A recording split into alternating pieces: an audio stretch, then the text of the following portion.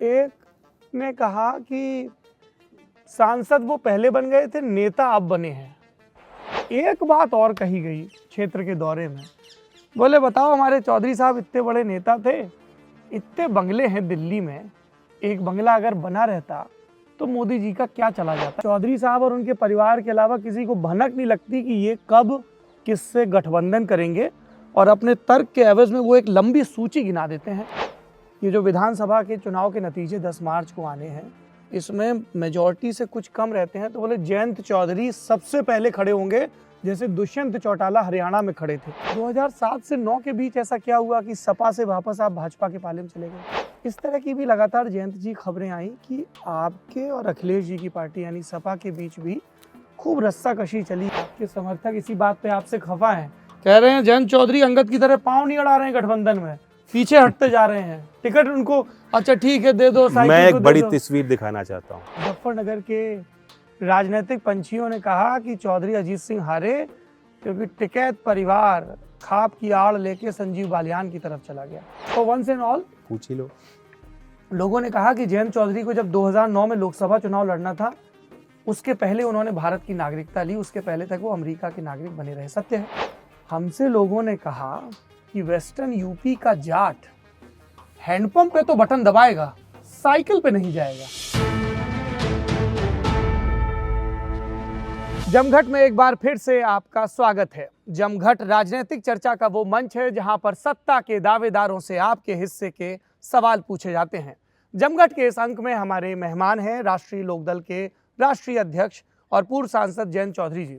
नमस्कार। नमस्ते जयंत जी। और अभी तक जितने मैं राष्ट्रीय अध्यक्षों से मिला हूँ अलग अलग पार्टियों के, आप उनमें सबसे नौजवान हैं। तो कई लोग मेरी इंटरव्यू में बॉडी लैंग्वेज देख के ये भी नोटिस करते हैं कि अच्छा फलाने के साथ आप ज़्यादा कंफर्टेबल होते हो, ढिकाने के साथ कम। तो मैं उनसे कहता हूं कि थोड़ा एज का भी फर्क रहता है। आपके परिचय में मैंने कहा पूर्व सांसद, ये बात तकलीफ देती है? 2 चुनाव लगातार नहीं जीत पाए हैं। तकलीफ कुछ देर तक थी, क्योंकि आप जब काम करते हो और आप सोचते हो कि कहीं ना कहीं वो मेरा एक आधार है, वो काम लोग याद रखेंगे, लेकिन ऐसा होता नहीं। चुनाव पे फैसला बड़ा कॉम्प्लेक्स होता है और आखिरकार जो जनता तय करती है, आप निभाना पड़ेगा उसको। तो मुझे एक मौका मिला है पिछले 10 साल हम लोग, क्योंकि अब 2 पार्लियामेंट चुनाव दोनों टर्म्स को जोड़ लेंगे जी। मैं दोनों चुनाव हार के बाहर रहा हूँ और बाहर बैठने का मौका मिला है, जनता के बीच रहने का मौका मिला है, वो इश्यूज उठाने का मौका मिला है जो शायद जब सत्ता में रहते हो तो उस निर्भीकता से आप उन बातों को नहीं कह सकते, और अपने अंदर भी झांकने का और सोच विचार करने का मौका मिला है। तो ये मेरे लिए शायद एक उपलब्धि रही है, कोई नुकसान या घाटा नहीं हुआ। हम इस इंटरव्यू सीरीज से पहले उत्तर प्रदेश के सभी 75 जिलों में गए एक प्री पोल यात्रा के लिए। आपके प्रभाव वाले, आपकी पार्टी के प्रभाव वाले इलाकों में जब हम गए तो लोगों ने 2-3 बड़ी दिलचस्प टिप्पणियां की। एक ने कहा कि सांसद वो पहले बन गए थे, नेता अब बने हैं। तो मैंने कहा मतलब? बोले अब रगड़ा पट्टी हो रही है। आपको भी ऐसा लगता है? नहीं हो रही है, और जब संघर्ष होता है तो उसमें आपको आनंद भी ज़्यादा आता है, आपको एड्रेनलिन मिलता है और मतलब एक बॉडी लगातार उसमें ऊर्जा में रहती है। तो मुझे काइनेटिक एनर्जी बहुत मिल रही है आजकल। अच्छा जी। दूसरी चीज़ कही गई, ये गांव के बुजुर्गों ने कहा कि मारे चौधरी साहब तो जीत गए थे पर बाद में गिनती की गड़बड़ हो गई। ये मुजफ्फरनगर में आपके पिता स्वर्गीय चौधरी अजीत सिंह जी के लिए कहा गया, क्योंकि मार्जिन 10,000 से भी कम था उनके और संजीव बालियान जी के बीच। और आपके लिए भी कहा गया, आपका मार्जिन मेरे ख्याल से 23,000 के लगभग था, है ना? क्या आप भी इन आरोपों में दम पाते हैं? अब ये मान्यता है, और सच्चाई ये है कि चुनाव में गड़बड़ियाँ भी हुई थी। किस तरह की? पोलिंग के टाइम जहां आप देख रहे हैं कि ज़्यादा हाई परसेंटेज हो रहा है कुछ बूथों पे जहां पहले नहीं होता था, तो कहीं ना कहीं कुछ गेमिंग हुई है उस सिस्टम में। और पोस्टल बैलेट कभी इतने आते नहीं थे, उस तरह के पोस्टल बैलेट आए हैं। बाद में मुझे ऑन ड्यूटी कुछ सिपाही थे, उन्होंने बताया कि हमारी तो वोट, हमारे जो सीनियर ऑफिसर्स थे उन्होंने बुला के जो है खुद ही जो है लगवा के भेज दिए। तो हज़ारों में पोस्टल बैलेट इतनी तादाद में आती नहीं थी पहले। बागपत में भी काफ़ी आई, और मुजफ्फरनगर में भी काफ़ी आई। और मुझे ध्यान है कि बागपत में तो ऐसा हुआ कि चुनाव के एक दिन पहले जो अखबार आया उसमें बताया गया कि 16,000 पोस्टल बैलेट है। काउंटिंग चल रही है, मैं काउंटिंग सेंटर पर गया हूँ, डीएम साहब से मैंने पूछा पोस्टल बैलेट कितने हैं, उन्होंने कहा कुछ 13,000 हैं। और यूजुअली उनकी काउंटिंग पहले होती है। दोनों इन सीटों पे वो पोस्टल बैलेट की काउंटिंग रुकवा दी गई और जब आखिर में जब ईवीएम की सारी काउंट होगी उसके बाद उनका काउंट कराया गया। तो इन सब कारणों से शायद जो वहाँ काउंटिंग एजेंट्स थे या जो जनता थी वो बातें उन तक गई और एक सवाल उनके मन में है, लेकिन ऐसा कुछ नहीं। हमने कोई उस पर आपने कोई फॉर्मल कंप्लेंट हमने नहीं लॉन्च की। अच्छा, तो ये जनता के बीच की बात जी है। जी जी। अच्छा, एक बात और कही गई क्षेत्र के दौरे में, बोले बताओ हमारे चौधरी साहब इतने बड़े नेता थे, इतने बंगले हैं दिल्ली में, एक बंगला अगर बना रहता तो मोदी जी का क्या चला जाता। ये 12 तुगलक लेन पे बने तो रहने का क्या मामला है? 12 तुगलक रोड, क्योंकि 30 साल से वहाँ बड़े चौधरी साहब थे तो लोगों का आना जाना था और शायद वो एक ही ऐसा सरकारी एक आवास था जिसके दरवाजे खुले होते थे। जी। मैं आपको बता रहा हूँ बचपन में क्या होता था कि दिल्ली में किसी को काम, गाजियाबाद से कोई गाड़ी लेकर आया, उसका कहीं और काम है तो अपनी गाड़ी हमारे घर में घुस के पार्क कर लिया करता था और रात को सारा काम वाम करा के पानी पी के गाड़ी में बैठ के जाया करता था। कोई गार्ड कुछ नहीं था। हाँ। तो एक खुली एक व्यवस्था होती थी। हाँ। और चूंकि चौधरी साहब का वो आवास था तो लोगों की उनके जिंदगी के अच्छे अच्छे सुनहरे पल वहाँ हमारे घर में हमारे बीच पले हैं, तो इसलिए एक भावनात्मक जुड़ाव उससे था। लेकिन मेरे सोच में वो कोई इशू हमारे लिए नहीं है। आपके लिए नहीं है बंगले का। एक किस्सा मैं आपको सुनाता हूँ आपके दादाजी का, ज़्यादातर तो आप मुझे सुनाएंगे और मैं भी क्या सुनाऊंगा, मैं तो पैदा नहीं हुआ था, मैंने सुनी पढ़ा सुनाई था। बातें हैं। सुनी सुनाई नहीं, पढ़ी हुई बात। हाँ जी। आप पैदा हुए टेक्सास में, यस। आपके पिताजी वहाँ काम करते थे, आईआईटी खड़गपुर से बीटेक किए हुए चौधरी अजीत सिंह जी। तो आप जब पैदा हुए तो आपके पैदा होने की खुशी में दिल्ली में एक पार्टी हुई आपके दादाजी के घर पर उस पार्टी में सुर्खी ये नहीं हुई कि साहब ग्रैंडसन हुआ है, सुर्खी ये हुई कि आपके दादाजी की कट्टर दुश्मन इंदिरा गांधी भी उस पार्टी में आपके उसी आवास पे 12 तुगलक रोड पे पहुंची हुई थी। अखबारों में तो ये तक छपा था कि क्या सर्व किया गया, समोसा और रसगुल्ला समेत। पर मसला ये है कि उस बर्थडे पार्टी या सेलिब्रेशन के बाद इंदिरा गांधी और चौधरी चरण सिंह के बीच नए सिरे से बातचीत होने लगी। अब यहाँ पे सवाल ये उठता है जयंत चौधरी जी कि आपकी पार्टी के बारे में जब भी राजनीतिक टिप्पणीकारों से बात करते हैं तो वो एक कॉमन फैक्टर बहुत बताते हैं, अनप्रिडिक्टेबिलिटी। बोले चौधरी साहब और उनके परिवार के अलावा किसी को भनक नहीं लगती कि ये कब किससे गठबंधन करेंगे और अपने तर्क के एवज में वो एक लंबी सूची गिना देते हैं। आपकी इस पे क्या राय है? देखिए, बड़े चौधरी साहब ने तो वो बर्थडे डिप्लोमेसी करी थी जी, और मेरे जन्मदिन पे वो बड़ी एक राजनीतिक घटना हो गई थी और मैंने भी वो देखी है, अखबार की वो तस्वीरें, कटिंग्स।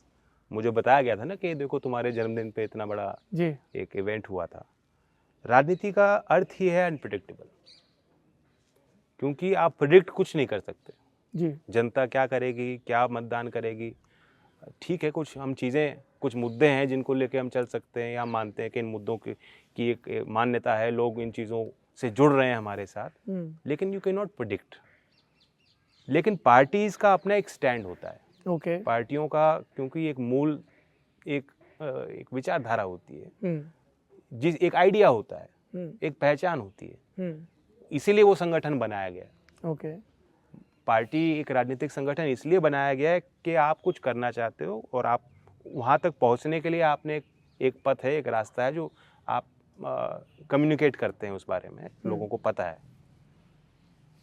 मैं ये कहता हूँ कि अगर आप उस विचारधारा से समझौता नहीं कर रहे हो तो सब कुछ ठीक है। क्या है राष्ट्रीय लोकदल की विचारधारा जिससे आप कभी भी समझौता नहीं करेंगे? देखिए, प्राथमिकता हम किसान को देते हैं, एग्रीकल्चर सेक्टर को देते आए हैं और ये देश की रियलिटी भी है। चौधरी चरण सिंह का एक पूरे उनके जो जीवन भर का एक समर्पण था, जो संघर्ष था, वो उसी वर्ग के लिए था, उस वर्ग के उत्थान के लिए उन्होंने काम किए। इतने काम किए कि आज भी लोग गिना देते हैं गाँव। बिल्कुल। तो वही हमारा एक वो आदर्श है, वही हमारा लक्ष्य है कि रूरल इकोनॉमी को हम लोग कैसे मुख्य धारा में उन लोगों को कैसे लाएंगे। रूरल इकोनॉमी को मुख्यधारा में लाने के लिए कल को भाजपा आपको अपने पाले में न्योता देती है तो आप चले जाएंगे? भाजपा, आप ये कह सकते हैं कि एक आध कानून बना सकती है किसान के पक्ष में। वाजपेयी सरकार आई थी, उन्होंने कुछ अच्छे काम किए थे खेती करने वाले किसानों के लिए, और चौधरी साहब भी उनके साथ उन्होंने काम भी किया, उनके मंत्रिमंडल में भी वो रहे। लेकिन जिस तरह की ध्रुवीकरण की राजनीति की ओर हम चल गए हैं, बीजेपी राइट पे थी, सत्ता में आए, सिर्फ उन लोगों ने उसको वोट नहीं दिया बीजेपी को जो मंदिर को मुद्दा बनाते थे या जो हिंदुत्व के मुद्दे पे उनसे सहमत थे।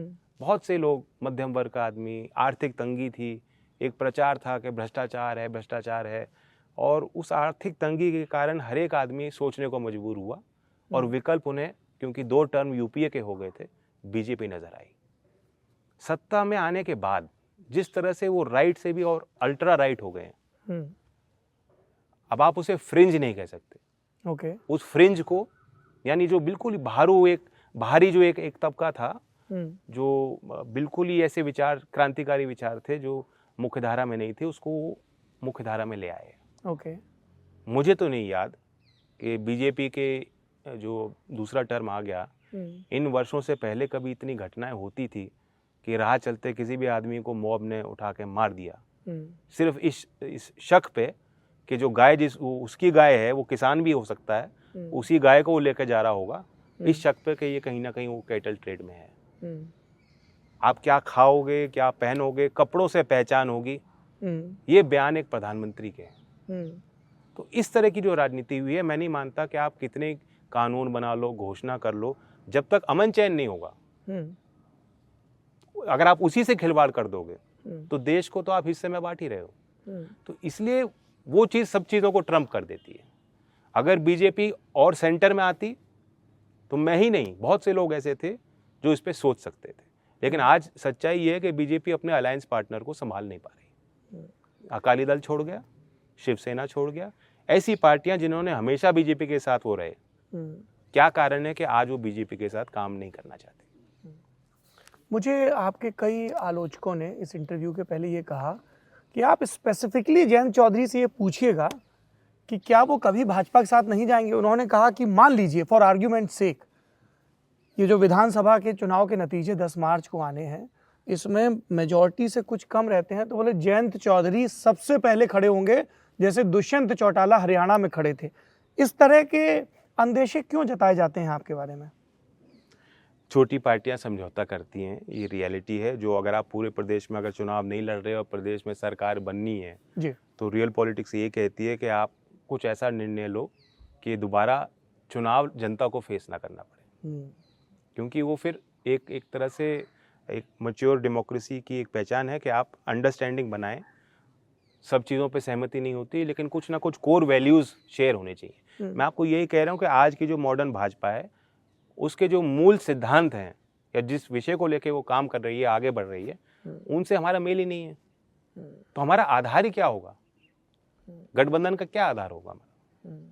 और उस कारण से हम तो लगातार, अगर कोई बोल रहा है इतना मुखर होकर बीजेपी के नीतियों के विरोध में, तो हमारा कार्यकर्ता बोल रहा है। हमने लाठियां खाई, किसान आंदोलन में सबसे आगे पहले हम आए।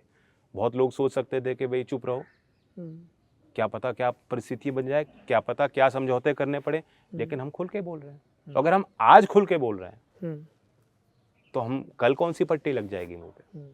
इस पे हम आएंगे, किसान आंदोलन पर भी और मौजूदा उस पर। आपने एक बड़ा दिलचस्प टर्म इस्तेमाल किया जयंती जी, रियल पॉलिटिक्स। थोड़ी देर पहले अटल बिहारी वाजपेयी की सरकार की बात हो रही थी, आपने कहा कि उस समय कुछ किसानों के हित में काम हुआ। मैं आगे के कुछ सवाल पूछने से पहले ये जानना चाहता हूँ कि आपके पिताजी से उनके राजनीतिक फैसलों को लेकर चर्चा होती थी कि पापा आपने इस साल ये मिनिस्ट्री थी तो क्या किया, या इस साल ये मूव था तो क्या किया? नहीं, होती थी, और मैं उनको कहता भी था कि कई किताबें लिखी जा सकती थी। वो जो राजनीति का दौर था जब वो आए जी, और फिर जिस तरह से वो एक स्प्लिंटरिंग हुई, नॉन कांग्रेस जो पहली सरकार बनी थी, उसके बाद अलग अलग पार्टियां बनी, और बीकेडी, बीएलडी, जो जनता परिवार सारा स्प्लिंटर हो गया, लोकदल अ ब बना। तो बड़ा ही टमल्टुअस टाइम था पॉलिटिकल हमारे देश के इतिहास में, और एज ए पॉलिटिकल स्टूडेंट भी बहुत चीज़ें उसमें से निकाली जा सकती हैं। लेकिन आपने भी देखा होगा कि 80 और 90 के उस दशक के बारे में बहुत कुछ लिखा नहीं गया है। तो मैं तो उनको बहुत कहता था कि कुछ लिखना चाहिए, लेकिन ध्यान नहीं दिया बड़े चौधरी ने आपके सुझाव पे। शायद देखिए, चौधरी चरण सिंह जी बड़े कॉन्शियस थे इस बारे में जी, क्योंकि किताबों की सूची है पूरी। क्योंकि उनको यही लगता था कि मैं गांव देहात से निकला हूँ, तो लोग मानते हैं कि मैं मेरी मतलब बौद्धिक शक्तियों पे ही लोग शक करते हैं, कि लोग कहते हैं तो गाँव का गवार, तो उस एक टैग को वो हटाना चाहते थे। तो बड़े कॉन्शियस थे, वो प्रिजर्व करते थे उनकी चिट्ठियाँ, हजारों दस्तावेज। जब उनका निधन हुआ तो दादी जी ने फैसला लिया, परिवार ने फैसला लिया, और नेहरू मेमोरियल लाइब्रेरी को हमने वो डोनेट किया कि ताकि वो प्रिजर्व हो सके, ताकि आगे कोई अनुसंधान रिसर्च करना चाहे तो सोशल साइंटिस्ट कोई हो, बच्चा हो, नौजवान हो, तो उसको वो चीज़ें उपलब्ध रहें। वो परिवार के लिए धरोहर नहीं है, वो राष्ट्र की धरोहर। बिल्कुल। तो वो बड़े कॉन्शियस थे प्रिजर्व करने में। चौधरी अजीत सिंह जी बहुत पढ़े लिखे थे, इंटेलेक्चुअल थे। दुनिया में वेनेजुएला में क्या हो रहा है, कोलंबिया में क्या हो रहा है, चाइना में क्या हो रहा है, इंडिया में गाँव में क्या हो रहा है, सब पे वो बहुत उनको जानकारी थी। रोज़ 3 से 4 घंटा वो पढ़ते थे सुबह उठ के। बहुत डिसिप्लिन्ड उनकी लाइफ थी, अनुशासन का उनका जीवन था। लेकिन इस बारे में वो बड़े कैजुअल थे। डॉक्यूमेंटेशन उनको लगता था, वो अपने आप को इतना इम्पोर्टेंट, खुद के नज़र में अपने आप को उन्होंने इम्पोर्टेंस शायद कम दी। उन्होंने इतने काम किए, वो बताते नहीं थे लोगों को कि मैंने किए हैं काम। तो अब हमें उन चीज़ों को निकालने में कि अच्छा ये चौधरी अजीत सिंह जी के कार्यकाल में ये काम हुआ, गिनाने में, क्योंकि वरना लोग भूल जाते हैं। तो अब हम प्रशिक्षण देंगे अपने कार्यकर्ताओं को। ओके। आपके दादाजी का जब देहांत हुआ आपकी उम्र 8 साल थी।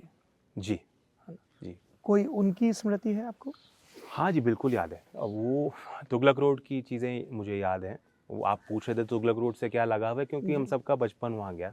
बहुत ही खुला एक वातावरण था, परिवार के साथ वो बैठते थे, पूरा परिवार इकट्ठा होता था। दूर दूर के मेरे कज़न्स, बुआ के बेटे, बच्चियाँ, बल्कि कोई गांव से कोई इम्तिहान की तैयारी कर रहा है तो वो भी आके वहाँ तुगलक रोड पे रह रहा है। अच्छा। मतलब लोगों ने 2-2 3-3 महीने वहाँ रहे, इम्तिहान दिए, मतलब दूर से कोई रिश्ता हो ना हो, डजेंट मैटर। तो उस तरह का वातावरण को मैंने देखा। चौईसा बुलाते थे मुझे, गायत्री मंत्र उन्होंने मुझे सिखाया। अच्छा। और उनके यहाँ तस्वीरें होती थी गांधी जी की। आर्य समाज का पालन करते हैं? हाँ, मैं भी आर्य समाजी हूँ, बिकॉज ऑफ द ट्रेडिशन। वो तो कट्टर आर्य समाजी थे। तो वो बातें हैं मेरे उसमें जहन में। और जैसे बच्चों के साथ खेलते हैं, वो कुश्ती किया करते थे, रेगुलर दादा और वाला खेल टुक टुक का चला करता था घर वालों के साथ बैठ के। तो वो चीज़ें मुझे याद है। और उनका एक प्रेजेंस था। जी जी। अगर कमरे में वो कहीं बैठे हैं, हाँ, तो पूरे कमरे में एक ऐसी एक ग्लो, या मतलब डिस्क्राइब नहीं कर सकते, कि सबको पता था कि वहाँ चौधरी साहब है। जयंत चौधरी की राजनीति में दिलचस्पी कब से शुरू हुई? मैं बता नहीं सकता। बहुत, ये सवाल ऐसा है कि अक्सर पूछा जाता है। अच्छा।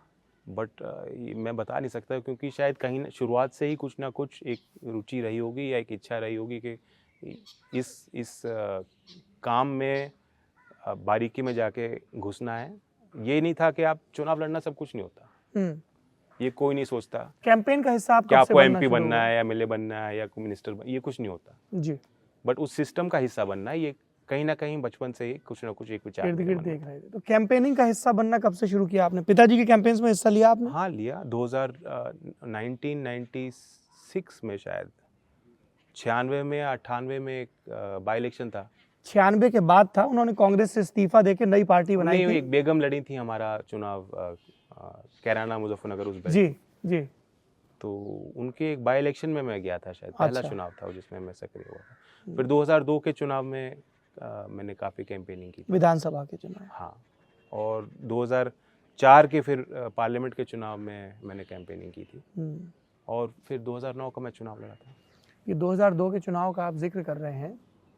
लोग जब आपकी पार्टी पर ये इल्ज़ाम लगाते हैं कि साहब ये रियल पॉलिटिक्स के चक्कर में अपने फ़ायदे देखते हैं, तो कहते हैं कि चौधरी अजीत सिंह को जॉर्ज फर्नांडिस साहब इतनी मान मनव्वल के बाद एनडीए में लाए, खूब सम्मान दिया, जबकि सांसदों की संख्या इतनी नहीं थी, मंत्री पद दिया, लेकिन जैसे ही उन्हें लगा कि मुलायम सिंह से बेटर डील मिल रही है लखनऊ में, तो तुरंत स्विच कर गए। नहीं, ऐसा नहीं। चौधरी साहब बड़े भावनात्मक आदमी थे। तो जब किसी पे विश्वास करते थे तो पूरा विश्वास करते थे, और जब किसी से नाराज होते थे तो एकदम उनकी नाराजगी भी जाहिर हो जाती थी।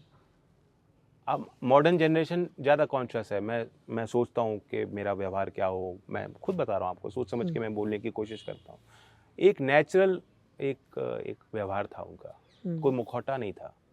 उस कारण से आजकल के समय में रिश्ते लंबे समय चलाने में या तो डीप लेवल की अंडरस्टैंडिंग हो, अगर ऊपरी तौर पे ही कोई मिलेगा और उस तरह का व्यवहार होगा तो हो सकता है कुछ दरार आए, जो मैं उनके पर्सनैलिटी के बारे में आपको बता रहा हूँ।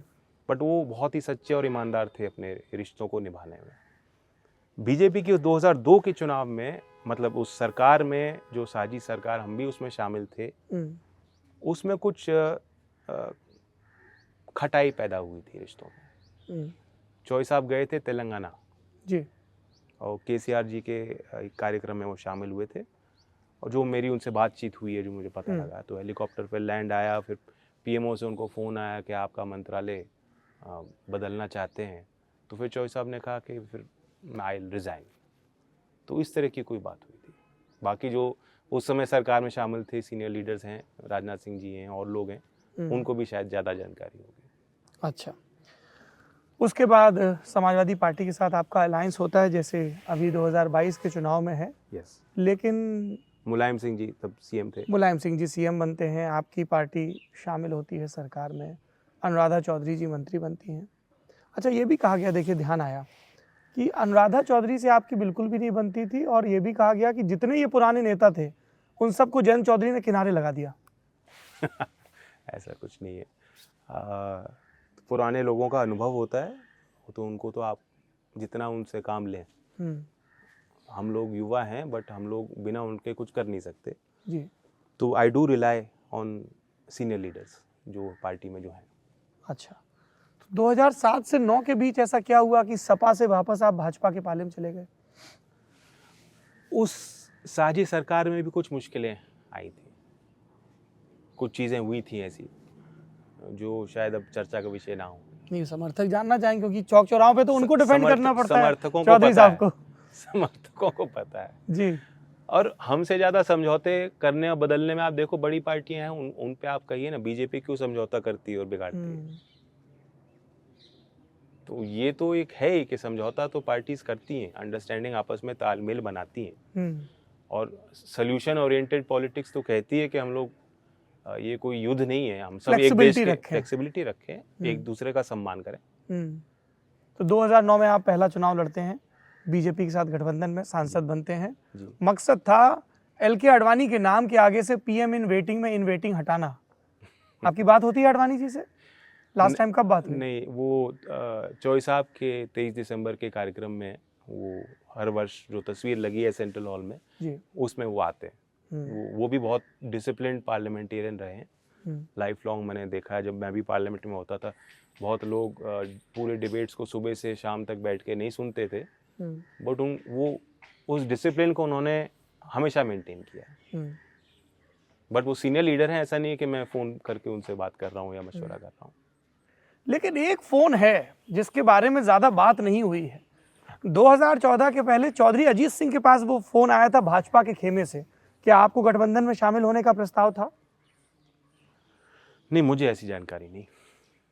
आपको कोई जानकारी नहीं चौधरी साहब के पास भाजपा की तरफ से गठबंधन के लिए? नहीं, होता क्या है, नहीं है, मुझे ऐसी कोई जानकारी नहीं। जो पहला चुनाव जब हम यूपीए से हटे थे, ये ऑब्वियस था कि एक डायरेक्शन लोगों को पता लग रहा था जी, कि सरकार के खिलाफ काफ़ी नाराज़गी है जो जाहिर हुई थी। लेकिन हमने यही निर्णय लिया क्योंकि भूमि अधिग्रहण कानून रहा हो, और फिर अंतिम कैबिनेट मीटिंग में जो एक जाट रिजर्वेशन का एक पहल जो चौधरी साहब ने ली थी, वो चौधरी अजीत सिंह जी के विशेष आग्रह पे ये काम हुए थे यूपीए 2 में। और इसलिए वो जो दंगा हुआ मुजफ्फरनगर में, उससे भी हम लोग आहत थे। उस समय उस चुनाव में बीजेपी के साथ जाने का मतलब होता कि इस क्षेत्र में आज जो हम भाईचारा बना पा रहे हैं, ये कभी संभव नहीं होता। और जो हमने काम कराया यूपीए 2 में, हमें ये विश्वास था कि उन विषयों को लेकर जब हम किसानों के बीच जाएंगे तो लोग जो हमारे हैं वो हमारा साथ देंगे। तो ये कैलकुलेशन था, इसलिए शायद अगर कोई फ़ोन आया भी हो, हमने उसको तरजीह नहीं दी। उससे हम कांग्रेस के साथ ही वो चुनाव लड़े थे। जी, कांग्रेस के साथ का आप जिक्र कर रहे हैं, एक आप लोग एयरपोर्ट पे कुछ चाट या टिक्की खा रहे थे, फोटो और सबकी बड़ी चर्चा हुई, क्या हुई थी बातचीत? नहीं, चाट एयरपोर्ट लाउंज चाट चौधरी चरण सिंह एयरपोर्ट लखनऊ, चाट चटपटी थी, बातचीत तो सादी थी। बातचीत सादी थी। रिश्ते हैं, और राजस्थान में हमारे एक मंत्री हैं जो वहाँ सरकार में शामिल है। अच्छा, तो कांग्रेस बात से तो कोई करनी ऐसा पड़ेगी। परहेज नहीं है? बात तो करनी पड़ेगी ना।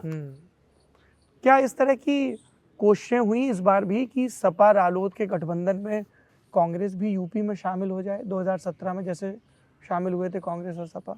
देखिए, सारी संभावनाओं को विपक्ष को देखना होता है। आपको पता है कि कांग्रेस ही नहीं और पार्टीज के साथ भी एक्सप्लोर हुआ है जी। कि किस तरह का अंडरस्टैंडिंग हो सकता है।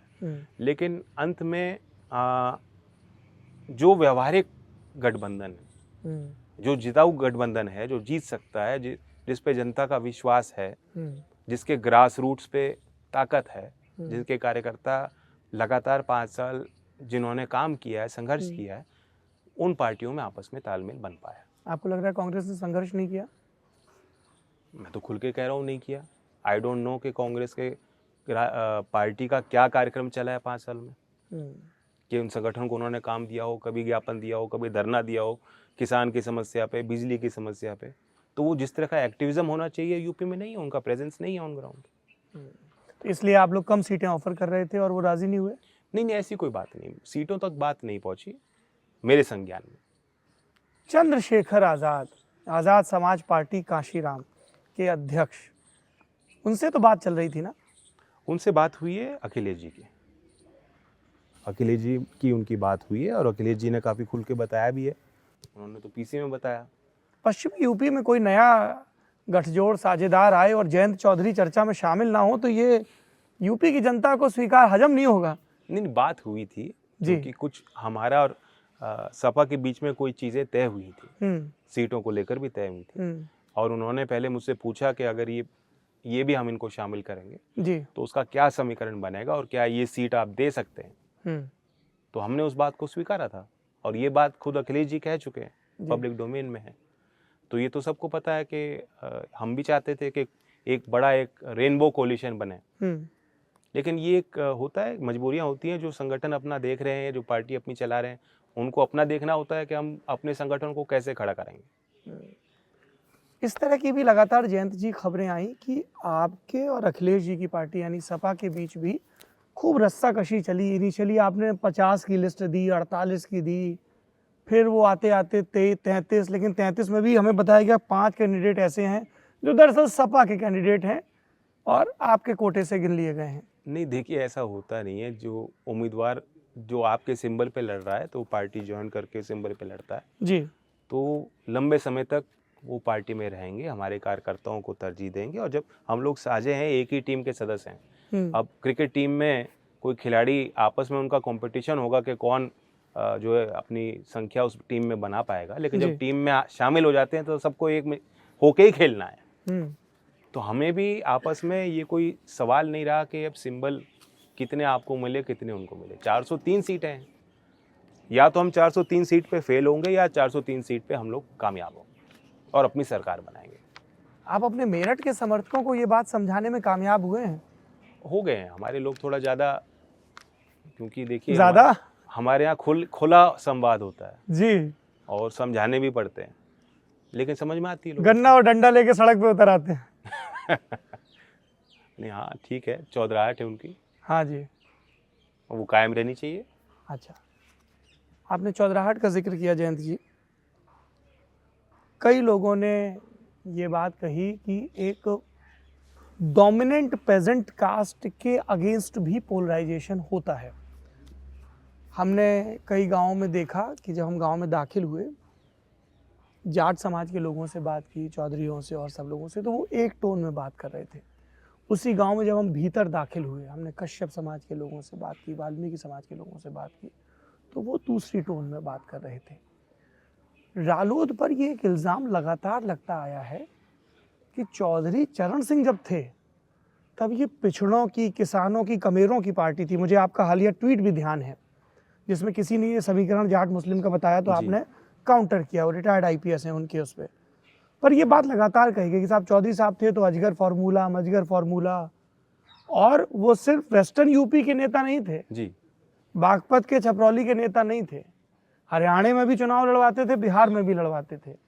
चौधरी अजीत सिंह आए तो वेस्टर्न यूपी में सिमट गए, और जयंत चौधरी आए तो लोगों ने कहा कि बागपत और मुजफ्फरनगर के अपने जो स्ट्रॉन्ग टर्फ हैं उसको भी नहीं बचा पाए। ये जो ठप्पा लगता है, इसकी वजह क्या है? लोगों का अपना एक नज़र होता है, चश्मा होता है, और कोई चीज़ें बार बार अगर कही जाएं तो कहीं ना कहीं आदमी भी वही विचार अपना बना लेता है।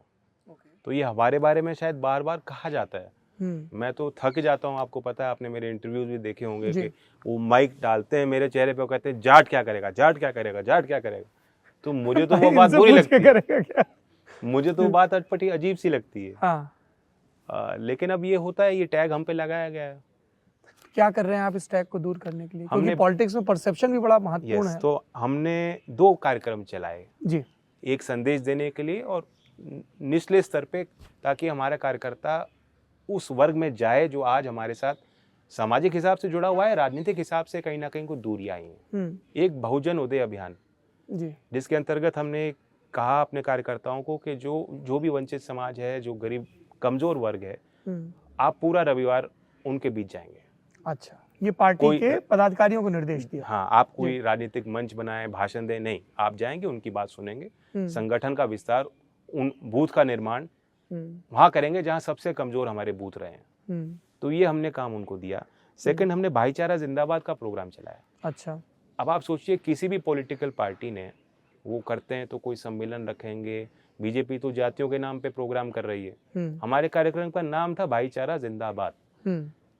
जिसको आना है वो भाईचारा पसंद करेगा, वो भाईचारा के बचाव के लिए अपने आप को आगे करेगा और वो सामाजिक इस जिम्मेदारी को निभाएगा।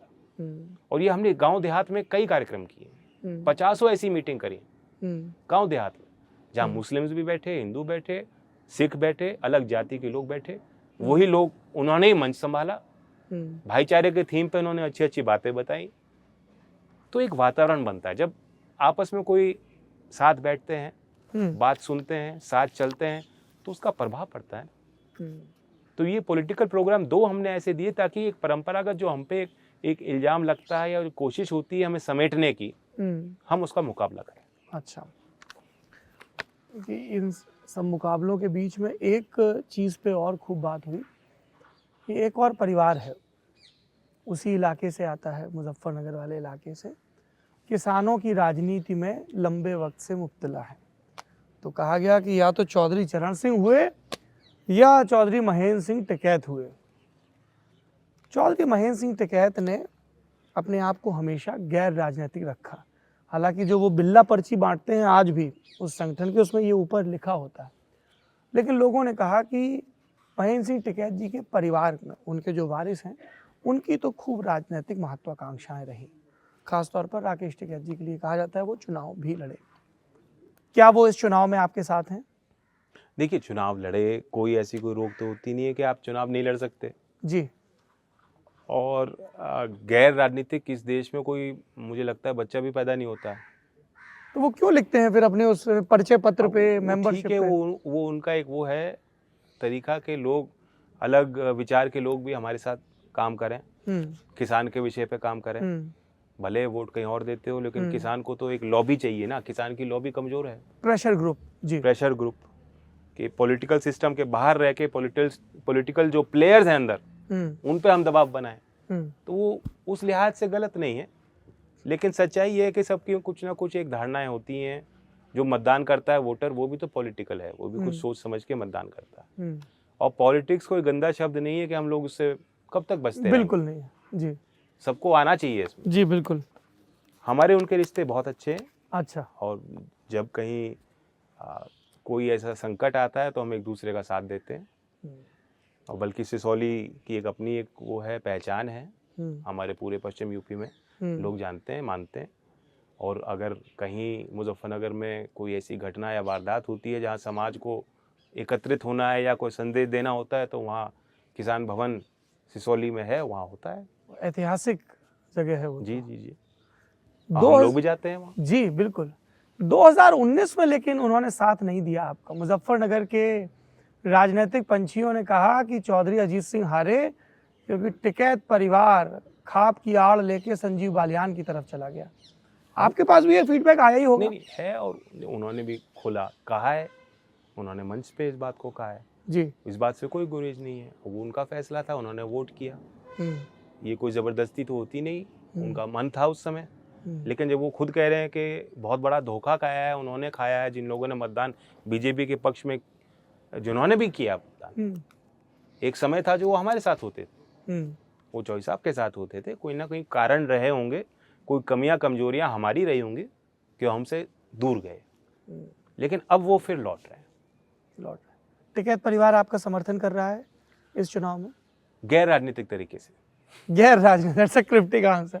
अच्छा, एक चीज बताइए, आपके और उनके बीच ये लखीमपुर खीरी को लेके क्या सहमति बनी? तमाम बड़े नेताओं को रोक दिया गया, ये मैंने मुख्यमंत्री से भी पूछा, पर वो फौरन से वहां पहुंच गए, मध्यस्थता कराने लगे, और आपके भी कुछ वीडियो आए जिसमें आप पैदल चल रहे हैं, पहुंच रहे हैं। हाँ, मुझे तो 13-15 घंटे लग गए, तो 3.5-4 घंटे का रास्ता है। उन्हीं के साथ बैठ जाते, बात तो हो रही, अब आपकी दोस्ती भी हो गई। नहीं, वो पहले वहाँ पहुँच चुके थे, मैं अपने अलग रास्ते पे था, और उनका एक दायित्व था, क्योंकि वहाँ किसान संगठन जो दूसरे जो अम्ब्रेला ऑर्गेनाइजेशंस यहाँ बैठे हैं मोर्चे पे, उनके सब प्रतिनिधि वहाँ जा रहे थे, तो इसलिए वो ठीक नहीं रहता कि मैं उनको कहूँ कि मैं आपके साथ चल रहा हूँ या आप मेरे साथ चलो। तो मेरा अपना एक प्रयास था, और हम सब जगह सरकार ने कोशिश करी हुई थी रोकने की, तो किसी तरह बच के हम निकल गए, पहुँच गए वहाँ स्थान तक जो दायित्व था। और मैं नहीं समझता, ये तो मैं मानता हूँ कि हम सबका कर्तव्य था कि जब इतनी बड़ी घटना हो गई है, अगर हम एक दूसरे का दुख भी नहीं बांट सकते, ऐसे परिवारों से हम लोग मिल भी नहीं सकते, क्या गुनाह था अगर हम लोग वहाँ जाना चाहते थे? तो इस तरह से जो बिल्कुल दबाने की कोशिश है कि कोई विरोध पनप ना पाए, कोई सवाल पूछ ना पाए, उन्हीं को घेरो जो सवाल पूछता है, ये बड़ी खराब सोच है। ऐसी सरकार जो इतनी मतलब मजबूर करते हों आम लोगों को, नागरिकों को, हम जैसे लोगों को, ऐसी सरकार तो बड़ी तानाशाही है ना। और ऐसी सरकार मेरे जहन में तो बनी नहीं है। इमरजेंसी के टाइम का जो एक सोचने का, काम करने का तरीका रहा होगा उस टाइम, उसी तर्ज पे आज काम हो रहा है। किसानों पर आएंगे आप, चूंकि अब हम लोग वहाँ बातचीत के पड़ाव में वहाँ तक पहुँच ही गए हैं।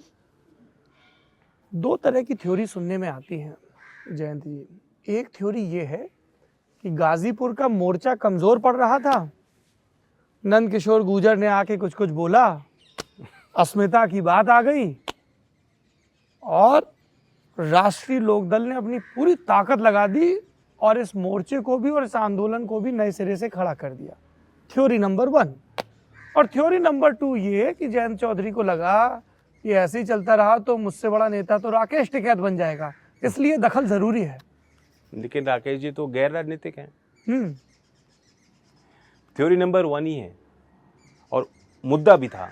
ऐसा नहीं कि मुद्दे को लोग नहीं जानते या मुद्दे को नहीं पहचानते या मुद्दे में दम नहीं था, मुद्दा भी था। ये लोगों को समझ में आया, बहुत ठेस पहुंची है लोगों को जी कि आंदोलन होते हैं, आप जाने दीजिए लोगों को।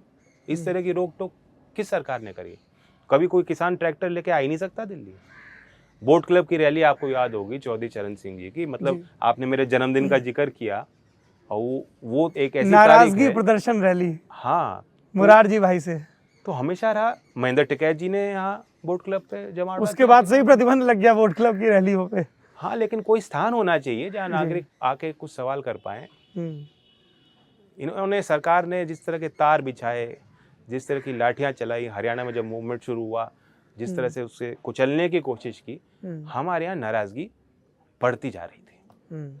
और किसान मूवमेंट में पश्चिमी उत्तर प्रदेश के किसानों की हमेशा भागीदारी रही है। मतलब इस देश में, आज़ाद भारत में अगर कोई मूवमेंट हुआ है किसानों का, तो उस क्षेत्र से लोग जरूर वहाँ गए, योगदान दिया है। तो ये अपना हक भी मानते हैं, अपनी जिम्मेदारी भी मानते हैं। इसलिए भी ठेस पहुंच रही थी लोगों को कि ये तो ऐसी सरकार हमने दमनकारी कभी देखी नहीं। वो नाराजगी बढ़ती गई। हमारे यहाँ मंडियाँ नहीं है, हमारे यहाँ का किसान हरियाणा जाके बेचता है धान जो करता है, खरीद होती नहीं है। तो वो भी जानता है कि उस सिस्टम के क्या बेनिफिट्स मिल रहे हैं। या तो हमारे यहाँ सरकार की रिकॉर्ड तोड़ धान और गेहूं खरीद हुआ। नहीं, यूपी इतनी बड़ी है, यहाँ रिकॉर्ड तोड़ पैदावार होता है, तो आपने थोड़ा सा खरीद लिया होगा, और किससे? किसान से तो सरकार खरीदती नहीं, वो बिचौलियों से खरीदती है। हम्म, कागज में दिखा दिया जाता है कि एमएसपी पे हुआ, लेकिन जो एक्चुअल ट्रेड हो रहा है वो एमएसपी के बहुत नीचे हो रहा है। जो किसान है, किसानों को उसका लाभ नहीं मिल पा रहा। अब मंडी आप या तो आप बनाओ, मंडी सरकार बनाना नहीं चाहती, अब पूरी तरह से वो प्राइवेट सेक्टर को सौंप देना चाहती है। तो उससे भी लोगों को एक डर था कि ये आगे के लिए हमारे लिए बहुत बड़ा संकट खड़ा हो जाएगा। तो ये विरोध दोनों ही कारणों से बनता गया। और फिर जो बदतमीजी करी सरकार ने कि शाम को ही टेलीविजन स्टूडियो में चर्चा होगी कि आज खत्म हो जाएगा किसान आंदोलन। अब मुझे नहीं पता जी इंडिया टीवी जितने भी मतलब जो ईमानदार चैनल्स हैं कि उनको किसने पहले बताया कि आज वहाँ फोर्स भेजी जाएगी, बिजली पानी काट दिया गया है और आज जो है देखा जाएगा उनको और निपटा दिया जाएगा। उन्हें पहले से अंदेशा था। वहाँ फोर्स पहुंची, वहाँ उन्होंने बदतमीजी करनी शुरू करी। वो नंदकिशोर गुर्जर जो एक वहाँ के विधायक हैं, जिनका किसान के वोट से वो जीते हैं, लेकिन किसान को वो कुछ मानते नहीं, वो जाके वहाँ बदतमीजी करने लग गए। इस सब से फिर बात ऊपर पहुँच गई, गले के ऊपर। चौधरी साहब ने, जो राकेश जी ने एक दिया बयान, तुरंत उसका प्रभाव चौधरी साहब पे पड़ा और चौधरी साहब बड़े क्विक एक्शन लेते थे, समय नहीं लगाते थे। इससे पहले भी आपको याद होगा किसान क्रांति यात्रा निकली थी जी, और उसे दिल्ली बॉर्डर पर रोक दिया गया था। जब उसे दिल्ली बॉर्डर पर रोका गया था और वहाँ बस खबर आई थी कि लाठी चलनी शुरू हुई है या कुछ जोर ज़बरदस्ती वहाँ सरकार कर रही है, उन्हें आगे नहीं जाने दिया जा रहा। चौधरी साहब बीमार थे, लेकिन तुरंत आधे घंटे के अंदर निकल के पहुँच गए थे। तो वो बड़े अलाइव थे इन चीज़ों को लेकर और उनका हमेशा प्रयास था कि किसानों के साथ अगर कुछ होता है, जाति होती है, तो हमारा एक उनके बीच जाने का एक कोशिश होनी चाहिए।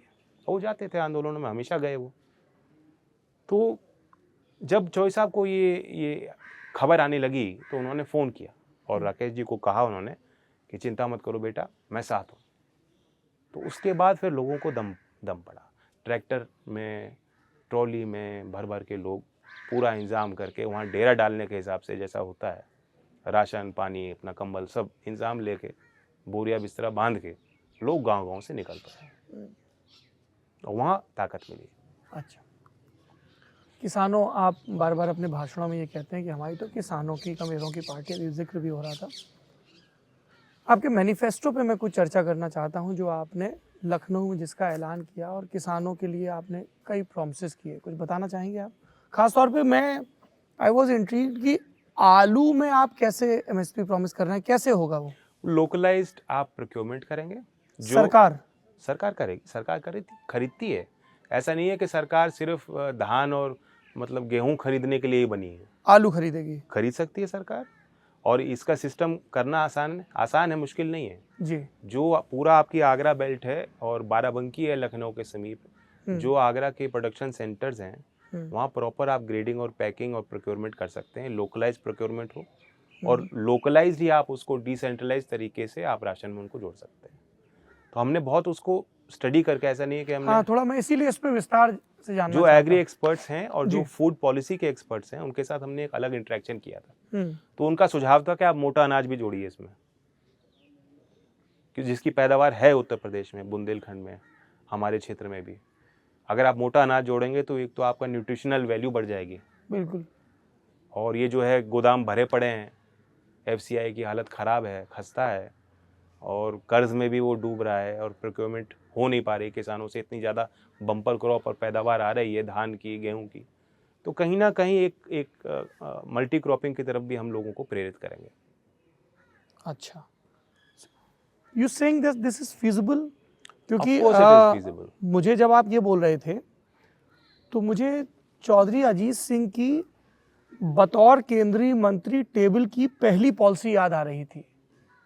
उसका उनको उतना क्रेडिट नहीं मिला। वो इंडस्ट्रियल पॉलिसी रिफॉर्म बहुत बड़ा। अमरनाथ वर्मा जी मेरे ख्याल से सेक्रेटरी थे। जी, उन्होंने किताब में पीएमओ में गए, उन्होंने जिक्र किया, उन्होंने अपनी किताब में लिखा है। हाँ। और जो मनमोहन सिंह के जो एरा के जो रिफॉर्म्स थे, वो काफ़ी एक हद तक कह सकते हैं कि कहीं ना कहीं उसकी शुरुआत उस इंडस्ट्रियल पॉलिसी में हुई है। तो चौधरी साहब was also always pro market. इसीलिए मैं ये समझ नहीं पा रहा हूँ कि एक तरफ आप खुद कह रहे हैं कि एफसीआई में ढेर लगा है, मेरा सप्लाई डिस्ट्रीब्यूशन हो नहीं पा रहा है। आलू का आप उस तरह से देखिए, एक तो स्टोरेज अब आ गया है, बिल्कुल पहले कोल्ड स्टोरेज की कमी थी, अब तो भरमार है। तो अगर सरकार प्रोक्योर भी करेगी तो ऐसा नहीं है कि you are hurting the market, वो छोटा ही इंटरवेंशन होगा गवर्नमेंट का। हमने इस लिहाज से उसको रखा है शामिल करके कि अगर होगा तो पूरे स्टेट में एक मुश्त नहीं होगा। जो प्रोडक्शन के जो केंद्र हैं, जहां उत्पाद हो रहा है आलू का, पहले आप वहां इसको लागू करेंगे। और ये कई राज्यों में हो रहा है, दूसरे राज्यों में आप देखेंगे ये प्रयोग हो रहे हैं कि कुछ डिस्ट्रिक्ट्स में वो एक प्लान चला रहे हैं आलू की खरीद नहीं, दूसरे फसलों का, हाँ। और उसको फिर वो उसमें राशन स्कीम में इंक्लूड कर रहे हैं, पीडीएस में उसको इंक्लूड कर रहे हैं। क्योंकि उनकी चिंता ये भी है कि पेरिशेबल आइटम्स हैं, यस, वो सप्लाई चेन में कैसे आ पाएंगे इतनी जल्दी की खरीदे। हाँ, तो पैन यूपी भले ना हो पाए ओवरनाइट, पर जहाँ जहाँ आप बट कह रहे हैं फीजिबल कि है, फर्रुखाबाद, एटा, Yes. मैनपुरी, जो आप स्मॉल आलू सेंटर्स बेल्ट में है। फीजिबल है। अच्छा। और उससे ये होगा कि डिस्ट्रेस में जो किसान जब बेचता है तब गवर्नमेंट के पास वो तरीका होगा, वो माध्यम होगा कि वो मार्केट में इंटरवीन कर ले। आपके मैं पोल मैनिफेस्टो को देख रहा था, तो आपने कहा है कि हम वृद्धावस्था पेंशन 3 गुना करेंगे और सभी भर्तियों में महिलाओं को 50% रिजर्वेशन देंगे। जी, अभी भी पुलिस में है, हाँ अभी भी है 33%, और बिहार में भी आरक्षण है, जी वो पद भरे नहीं जाते, जी। लेकिन वो है। लोगों ने कहा जयंत चौधरी को पता है अपने दम तो सत्ता में आना नहीं, इतनी सीटें नहीं लड़ रहे। If he was really serious about this poll promise, तो उन्होंने सपा के में ये क्यों नहीं शामिल करवाया कि मैं हर भर्ती में 50% दूंगा, क्योंकि ज्यादा सीटों पर तो वो लड़ रहे हैं। देखिए, 3 गुना पेंशन तो उन्होंने भी कर दिया जी 1500 रुपये पेंशन की बात वो कर रहे हैं। जी कुछ चीज़ें उनके अंडरस्टैंडिंग में वो प्रायोरिटाइज करेंगे, कुछ चीज़ें हम करेंगे। अगर हम दोनों का एक ही होता तो शायद एक ही पार्टी होते, वहां तक पहुंचने में देर लगेगी ना। तो अभी हमारी अखिलेश सहमत नहीं हुए हैं 50%। नहीं, मैं ये नहीं कह रहा, मैं ये कह रहा हूँ कि हमने अपना डॉक्यूमेंट पहले निकाला, और ये जो डॉक्यूमेंट है ये एक एम्बिशियस डॉक्यूमेंट है, वेरी एम्बिशियस। मैनिफेस्टो का मतलब ये होता है कि आप अपनी सोच को जनता तक प्रदर्शित कर रहे हैं, इच्छा शक्ति को प्रदर्शित कर रहे हैं कि ये हमारा एम्बिशन, यहाँ तक इंटेंट, यहाँ तक हम पहुंचना चाहते हैं। फिर लोगों ने ये भी कहा कि जयंत चौधरी आप ये भी तो सोचिए, जी, हम अगर 33 सीट लड़ रहे हैं, जैसा आपने कहा सिंबल का सवाल है, तो हम मैनिफेस्टो निकालें ही क्यों? हम तो उनके जो कहेंगे उसी में जो कहते रहेंगे कि हमने कर दिया, नहीं, ऐसा नहीं। तो हमारे बीच में कोई श्रेय की लड़ाई नहीं है, बहुत डीप अंडरस्टैंडिंग है, और हमारा एक दायित्व, एक जवाबदेही बनती है अपने लोगों के प्रति, इसलिए हमने घोषणा पत्र जारी किया। इसी घोषणा पत्र की अगली बिंदु पर मैं आऊंगा। जब साझी सरकार बनेगी तो साझा कार्यक्रम बनेगा, और जयंत चौधरी को लगता है कि वो 50% रिजर्वेशन को शामिल करवा पाएंगे उस कॉमन मिनिमम प्रोग्राम में। I will push for it. You will push for it. If not entire department, all department, we can have it in police. जी। आज जो एक कानून व्यवस्था की सबसे बड़ी समस्या है, ये दावे करते हैं कि जी अब इतना अच्छा माहौल योगी जी ने कर दिया एंटी रोमियो स्क्वाड बनाकर, कि अब कोई भी बहू बेटी जो है रात के अंधेरे में किसी भी बड़े छोटे शहर में गहने लद कर जो जा सकती है, ये इनके भाषण है। सच्चाई ये है कि अपराध हो रहे हैं, बढ़ते जा रहे हैं, महिलाओं के विरुद्ध, SC ST के विरुद्ध, जो कमज़ोर सेक्शन, वीकर सेक्शन है, उनके खिलाफ क्राइम के आप स्टेटिस्टिक्स देखेंगे, आंकड़े देखेंगे, तो आपको लगेगा कि हाँ, कुछ भी नहीं सुधरा। अगर उसको सुधारना है जी, तो संवेदनशील पुलिस तंत्र आपको तैयार करना होगा, और उसमें सबसे महत्वपूर्ण पहलू यही है कि महिलाओं की भर्ती होनी चाहिए। जयंत चौधरी कह रहे हैं महिलाओं के लिए 50% आरक्षण होना चाहिए। जयंत चौधरी ने 33 टिकट बांटे, जिसमें सिर्फ 2 महिलाओं को टिकट दिया, एक मेरठ से और एक मेरे ख्याल से बलदेव मथुरा। यस, 2। तो उन्होंने कहा कि वो तो यहीं फेल हो गए। नहीं, उसका कारण ये, हम ये नहीं कह रहे कि टिकट में आरक्षण होना चाहिए। रिप्रेजेंटेशन तो आप हर जगह मैं देंगे आपको ना। सच्चाई बता रहा हूँ कि हमारे यहाँ पॉलिटिकल टैलेंट अगर आप देखेंगे जी, तो महिलाएं नहीं आती हैं। मैं तो कहता थक जाता हूँ। अच्छा, मैं बड़े ईमानदारी से कह रहा हूँ। हाँ, बताइए जरा किस तरह की दिक्कतें आती हैं। महिलाओं के कार्यक्रम जो सिर्फ महिलाओं के हों, हमारे पूरे बेल्ट में बहुत कम होते हैं। अगर आप बड़ी रैली करेंगे, आप मोदी जी की रैली देख लीजिए, दूसरी पार्टी की रैलीज देख लीजिए, वेस्ट यूपी में खास तौर से, पूर्वांचल में ऐसा नहीं है, बुंदेलखंड में मैंने देखा है कि महिलाएं आती हैं जी। हमारे यहाँ गाँव में जाऊंगा अगर मैं, तो वहाँ महिलाएं मिल जाएंगी, लेकिन अगर कहीं बड़ा आयोजन होगा तो वहाँ गांव देहात में महिलाएं कम आती हैं। क्या वजह? तो अब जो भी वजह हो, या तो हमारी कमी है, एज अ पॉलिटिशियन डील नहीं, करना है ना उस इसलिए चीज तो से, मैं इसलिए। संगठन के लिहाज से ये जो कमजोरी है उसे दूर करने के लिए हम प्रयास कर रहे हैं, लेकिन अभी हम वहाँ तक पहुँचे नहीं हैं। हमने नारी शक्ति संगठन बनाया है जो हमारा महिला विंग है, और उस संगठन को पहले हम खड़ा करें और वो अलग कार्यक्रम जो सिर्फ महिलाओं के होंगे वो चलाएं, ताकि एक विमेन सेंट्रिक एक एजेंडा विकसित हो पाए पार्टी के अंदर। अच्छा, और वहाँ से आपको नाम मिलेंगे, वरना होगा क्या, अगर मैं चाहूँ तो जो हमारे पूर्व विधायक हैं या जो लड़ना चाह रहे हैं उनकी घर से किसी महिला को लड़ा दूंगा। हाँ, लोगों ने यही कहा कि मेरठ वाला टिकट वैसे ही हुआ, उनके पिताजी बसपा से विधायक रहे। नहीं, लेकिन उनकी प्रबल इच्छा है, उन्होंने लगभग 5-6 साल से she been very very active, और वो एंटरप्रेन्योर रही, नेत्री एंटरप्रेन्योर रही फाउंडेशन से हैं, जुड़ी रही, पॉलिटिकल ट्रेनिंग ली, सोशल वर्क किया है और खेती से भी जुड़ी हुई हैं जी। वो, अपनी फार्मिंग भी देखती हैं। तो उनकी पर्सनैलिटी ऐसी है कि यस, जो लीडरशिप की क्वालिटी या जो नेतृत्व की क्षमता होनी चाहिए, जी हम ऐसी तो महिलाएं चुनना चाहते हैं जी। जो महिलाओं के लिए वकालत कर पाए। आपके परिवार की महिलाएं पहले राजनीति में रही हैं, रही। मेरी दादी आपकी- रही, मेरी जी। बुआ रही। सांसदी, हाँ। विधायकी, सब चुनाव भी है ना। आपकी पत्नी है चारू, यस, वो आपकी पॉलिटिक्स में किस तरह से इन्वॉल्व होती है? वो कैंपेन में आई है और बड़े ईमानदारी से वो, मैं कह सकता हूँ कि वो मुझसे बेटर कम्युनिकेट कर पाती हैं, बट अभी उनका इंटरेस्ट इलेक्टोरल पॉलिटिक्स में उस लिहाज से नहीं है। तो अगर मैं चुनाव लड़ूंगा वो जरूर आएगी, हर चुनाव से पहले मुझसे पूछती है कि मुझे क्या करना है, बट दैट इज़ मोर मेरे सपोर्ट में, वो मेरे समर्थन में वो प्रयास कर रही है। संगठन के स्तर पे? नहीं, ऐसा नहीं, संगठन के स्तर पे उस पर कोई पद नहीं है ना, उन्होंने मुझे कहा है कि मैं कोई जिम्मेदारी चाहती हूँ। नहीं, पर आपका कंसर्न है ना कि महिलाएं ज्यादा आए पर कंसर्न वही ना, अगर मैं अपने घर से ही शुरुआत कर दूंगा, ठीक है, वो भी एक तरीका है, लेकिन उससे सोल्यूशन नहीं है। जो महिलाएं एक्चुअली महिलाओं के लिए वकालत कर रही हैं, महिलाओं के बीच रह रही हैं, काम कर रही हैं, उन इश्यूज़ को लेकर चल रही हैं, उनमें से पहचान करके अगर हम संगठन में जिम्मेदारी देंगे तो वो ज़्यादा कारगर होगा। काउंटर थ्योरी ये भी तो आएगी कि चौधरी साहब अपने घर में तो आने नहीं दे रहे हैं पॉलिटिक्स में। नहीं, तो आती है, मैंने रोका नहीं, मैंने नहीं रोका, वो बंदिश मेरी तरफ से नहीं है। अच्छा, आपने अपने जवाब में मैं कहा, तो उनको कहता हूँ कि आप जाओ। हाँ, मैं तो चाहूंगा ना। मांग थी कहीं से चारू जी को चुनाव लड़वाने की? काफी जगह से थी जी, काफी जगह से थी। आप तो कार्यकर्ताओं की इच्छा का सम्मान करने वाले नेता हैं, फिर क्या हुआ? सारी बात नहीं मानी जाती, कुछ उनको भी तो माननी पड़ेगी। अच्छा, आपने कहा जब मैं चुनाव लड़ता हूं तब चारू आती हैं। चुनाव नहीं लड़ रहे हैं जयंत चौधरी 2022 का विधानसभा? मैं नहीं लड़ रहा विधानसभा का चुनाव। क्या वजह है इस फैसले की? मैं कहता हूँ, जो मुझे ज्यादा कहता है, मैं कहता हूँ पहले विधायक जिताओ फिर मुझे चुनाव लड़ाना। मैं तो एमएलसी भी बन जाऊंगा फिर अगर सरकार बनी तो, ये भी रहता है क्या लॉजिक? वो आगे की बात है, पहले सरकार बनाओ। हाँ, और मेरे दृश्य में अभी नेशनल पॉलिटिक्स में एक वैक्यूम है। इतने बड़े किसान आंदोलन के बाद एक भावना बनी है, एक सहानुभूति बनी है, हर वर्ग का, शहर का आदमी भी बैठा कहता है कि हाँ, किसानों के साथ अन्याय हो रहा है। उस पॉलिटिकल सिस्टम में हम लोगों की गिनती बढ़नी चाहिए।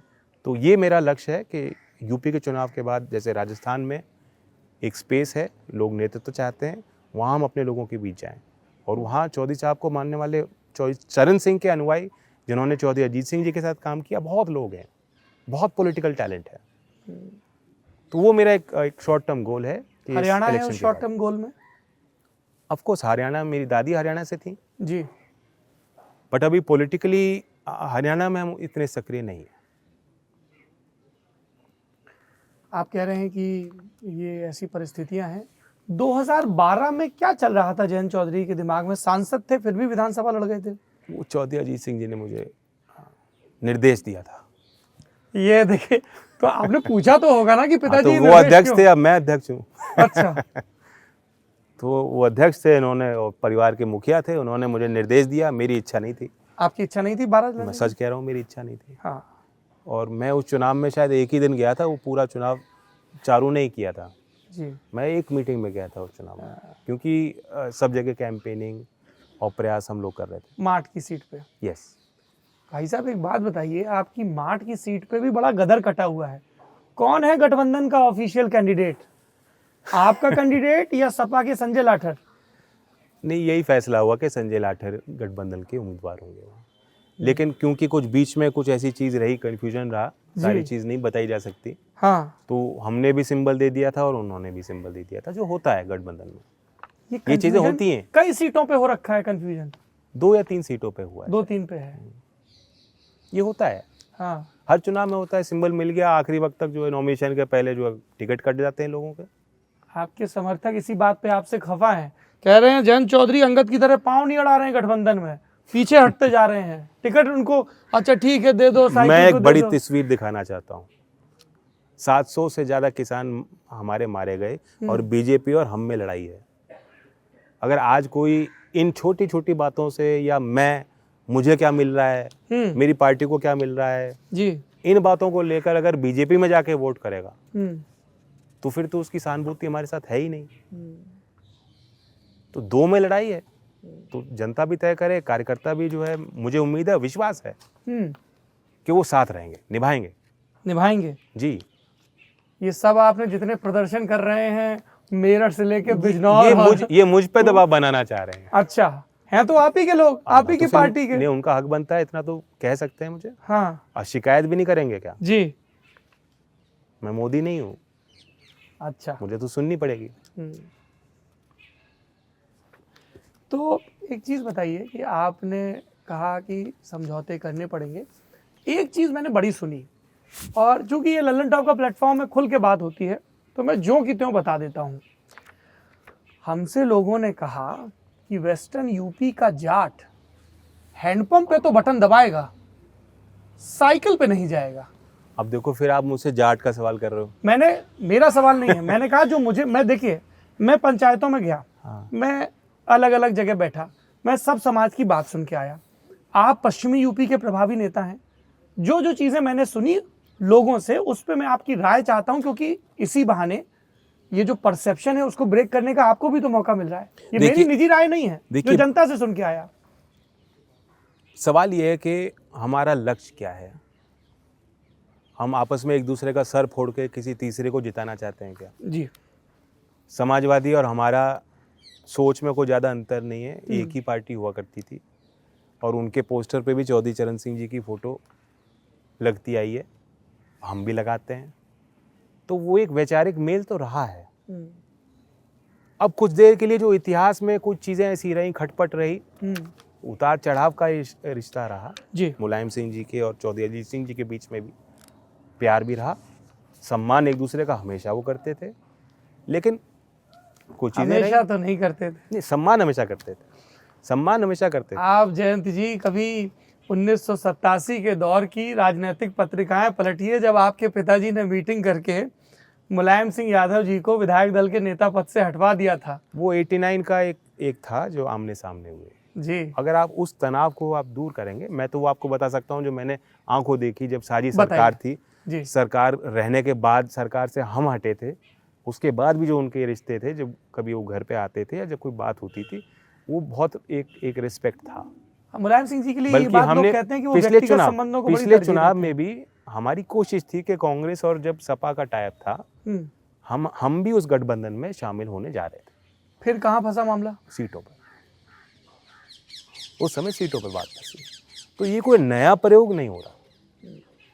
तो जो लोग ये कह रहे हैं, मैं उनको विश्वास दिलाना चाहता हूँ कि जहाँ मान सम्मान की बात होगी, ऐसा नहीं है, लोकदल के काम भी होंगे, हम अपना एजेंडा सेट भी करेंगे, अपने इश्यूज पे अड़े रहेंगे और काम भी कराएंगे। ये सवाल इसलिए भी पूछा जाता है जयंत जी, एक राजनीति में थ्योरी चलती है कि किसके पास ट्रांसफर करने की शक्ति है वोट जी। बसपा के लिए ये बात बार बार कही जाती है।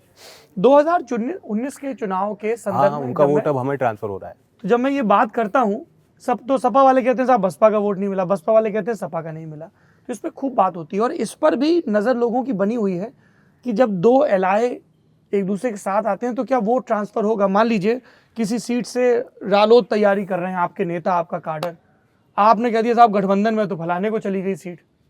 देखिए, एक आध सीट को आप छोड़ दीजिए, एक आध सीट में होता क्या है, किसी की तैयारी है, उसके साथ गलत हो गया, अन्याय हो गया, वो फिर भी चुनावी मैदान में उतर गया, मतलब वो कई उम्मीदवार आपके आपस के ही खड़े हो गए, तो उससे नुकसान हो गया। तो एक आध सीट को आप छोड़ दीजिए। बाय एंड लार्ज अगर लीडर्स में अंडरस्टैंडिंग ठीक है, मेल अच्छा है, एक दूसरे को सम्मान दिया जा रहा है, तो वो बात नीचे तक पहुंचती है कि नहीं, देखो सम्मान है, कल हमारे काम होंगे, वो फिर कार्यकर्ताओं में आपस में काम करने में, तालमेल बनाने में दिक्कत नहीं होती।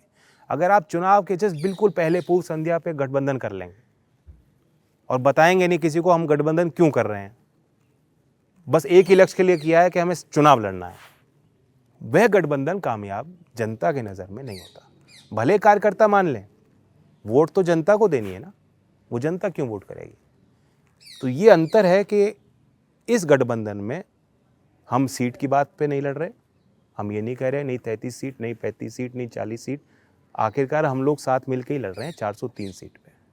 ये हमारा कम्युनिकेशन है शुरुआती पहले दिन से। जब हमने गठबंधन किया तो उसका ऐलान सार्वजनिक तौर पर एक सभा में किया। हमने वहाँ लखनऊ में पीसी करके ये नहीं कहा, की रैली की बात कर रहे हैं जी, हमने लखनऊ में पीसी करके ये नहीं कहा कि लोकदल के खाते में इतनी सीट और सपा के खाते में इतनी सीट जी। तो यही तो दिखाता है, दर्शाता है कि आपस में विश्वास है। और इसलिए मुझे विश्वास है कि अगर आपस में हमारा तालमेल जो हमारे और उनके बीच अच्छा है तो नीचे भी अच्छा रहेगा। तो जो राष्ट्रीय लोकदल के कार्यकर्ता नीचे नीचे नाराज हैं, एक बड़ी लंबी सूची है देखिए। अब वो गुड़ की डली खा के नाराजगी भूल जाते हैं। अच्छा, ज्यादा देर नहीं चलती नाराजगी, ज्यादा नहीं रहते नाराज। एक आपकी... अच्छा एक बात और बताऊं जी भाई साहब, हमारा जो परंपरागत वोटर है ना, हाँ, वो 5 साल मुझसे नाराज ही रहता है। अच्छा, 24 साल से भी नाराज रहता है। क्यों? मनाना पड़ता है ना, मनाने में नाराज क्यों रहता है? मनाने के बाद प्यार और बढ़ता है। अच्छा, तो जब चुनाव लड़ा जाता है ना, एक लंबी सूची बनती है कि ये जी आपसे नाराज है, नाराजों की सूची। यस, उनको मनाओ, क्या शिकायत है उसे दूर करो। ये एक आपके एक पॉलिटिकल उसके एक सिस्टम है, एक तरीका है। एक नाराजों की सूची मैं भी लाया हूँ। 2017 चुनाव के नतीजे आते हैं, राष्ट्रीय लोकदल के खाते में एक सीट आती है, छपरौली की सीट। वही छपरौली जहां पे आजादी के पहले से चौधरी चरण सिंह 1937 से प्रतिनिधित्व कर रहे हैं। लोगों ने कहा कि यहाँ तो लैंप पोस्ट को भी चौधरी साहब खड़ा कर दें। लोगों, देखिए मैं, क्योंकि हम जनता के बीच पत्रकारिता करते हैं, आप जनता के नेता हैं, तो मैं इसलिए हूबहू बता देता हूँ। वो ऐसा नहीं कि मंच पे आके कैमरे के सामने उसको बहुत पॉलिश ढंग से हमेशा पेश किया जाए। लोगों ने कहा लैंप पोस्ट भी लड़ा देंगे ना छपरौली से तो जीतेंगे। 2017 में आपने सहीन सिंह को लड़ाया, वो जीते, इकलौता विधायक जी। फिर छोड़ के क्यों चले गए? छोड़ के नहीं चले गए, हमने उनको बाहर किया, क्योंकि जब हमने गठबंधन किया तो राज्यसभा के चुनाव में उन्होंने क्रॉस वोटिंग की जी, और हम चाहते तो हम कुछ ना करते, वो पार्टी में बने रहते, उनकी विधायकी भी बची रहती और पार्टी की सदस्यता भी बनी रहती और शायद आज हमारे बीच होते। लेकिन क्योंकि ईमानदारी से अगर गठबंधन है तो उसे निभाना है, तो हमने उनके खिलाफ कार्रवाई की। इस बार भी टिकट वितरण को लेकर गफलत रही, पहले कोई और कैंडिडेट छपरौली से, फिर कोई और, क्या हुआ? कुछ नहीं हुआ, ये तो रहता है। हुआ क्या? लेकिन कैंडिडेट बदला, नाराजगी थी कार्यकर्ताओं की? ऐसी कोई नाराजगी नहीं थी, बस थोड़ा एक फीडबैक था और लोग कुछ और चाहते थे तो हमने उसी के अनुरूप काम किया। लेकिन जिनकी टिकट काटी है वो सहसम्मान पार्टी में। सिवाल खास के लोग कह रहे हैं कि यही बात जयंत जी हमारे लिए भी कहते हैं कि जो लोग चाहते थे उसके हिसाब से टिकट होगा। तो हम जीत के आएंगे सिवाल खास, तो वो बात सच हो जाएगी कि जो लोग चाहते थे वो टिकट हुआ। सब विरोध कर रहे हैं आपके कार्यकर्ता? सब नहीं कर रहे, वो एक आध दिन की बात है। अब आप दोबारा उन गाँव में जाएंगे जहाँ कहीं विरोध हुआ, गुड़ की डली खाया वहाँ पे? अब लोग मान गए।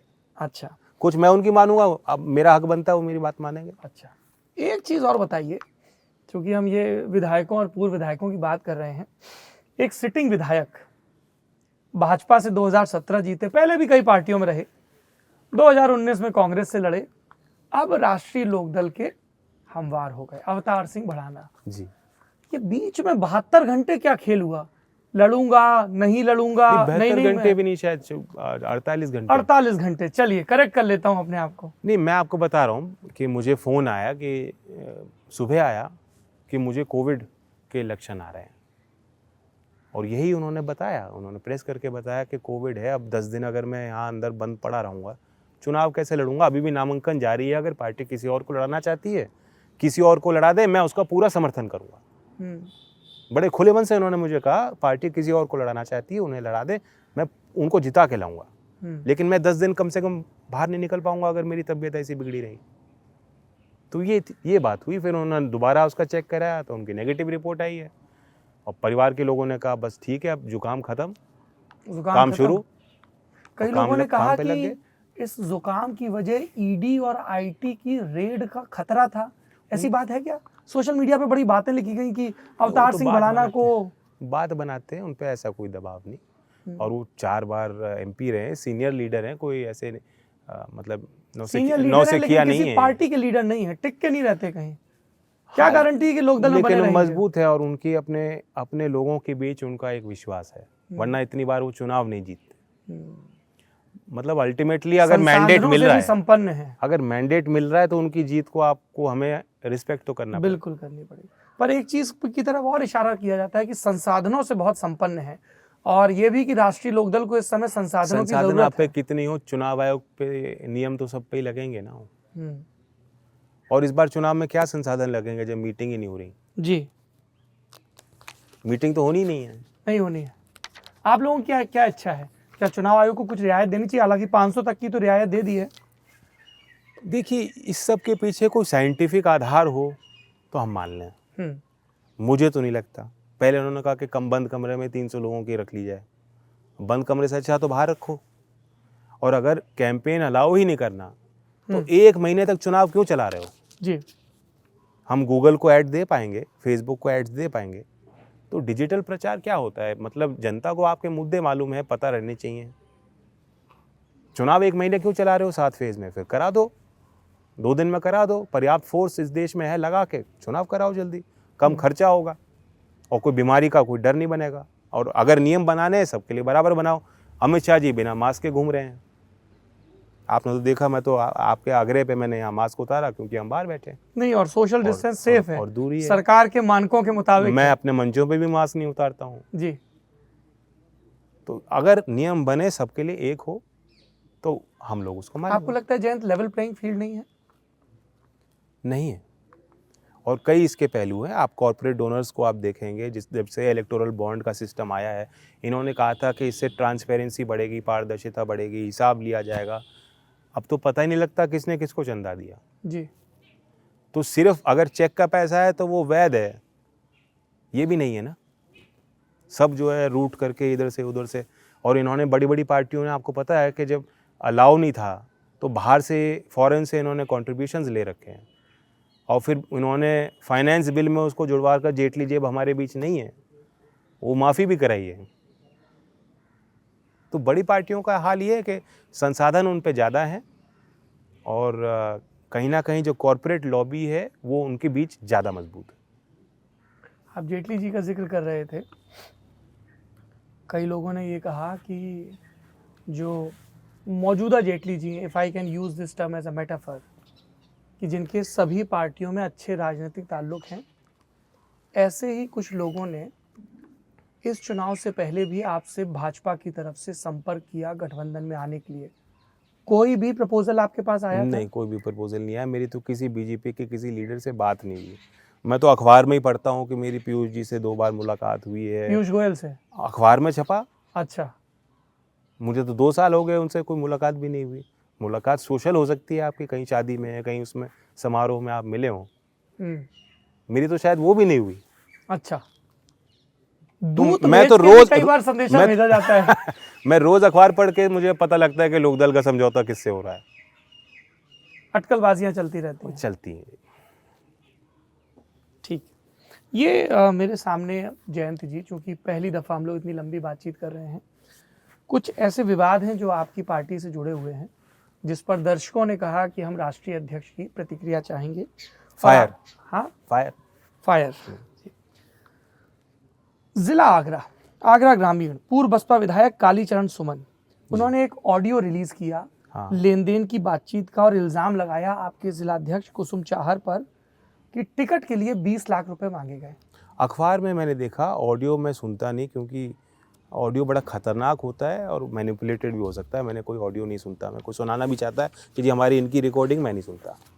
अखबार में आया, उसमें हमने कार्रवाई की है और उनको पद से हटा दिया गया। और भी जगहों से बाकी हमारे पास कोई सीएजी नहीं है, कोई कानूनी कार्रवाई होती है तो।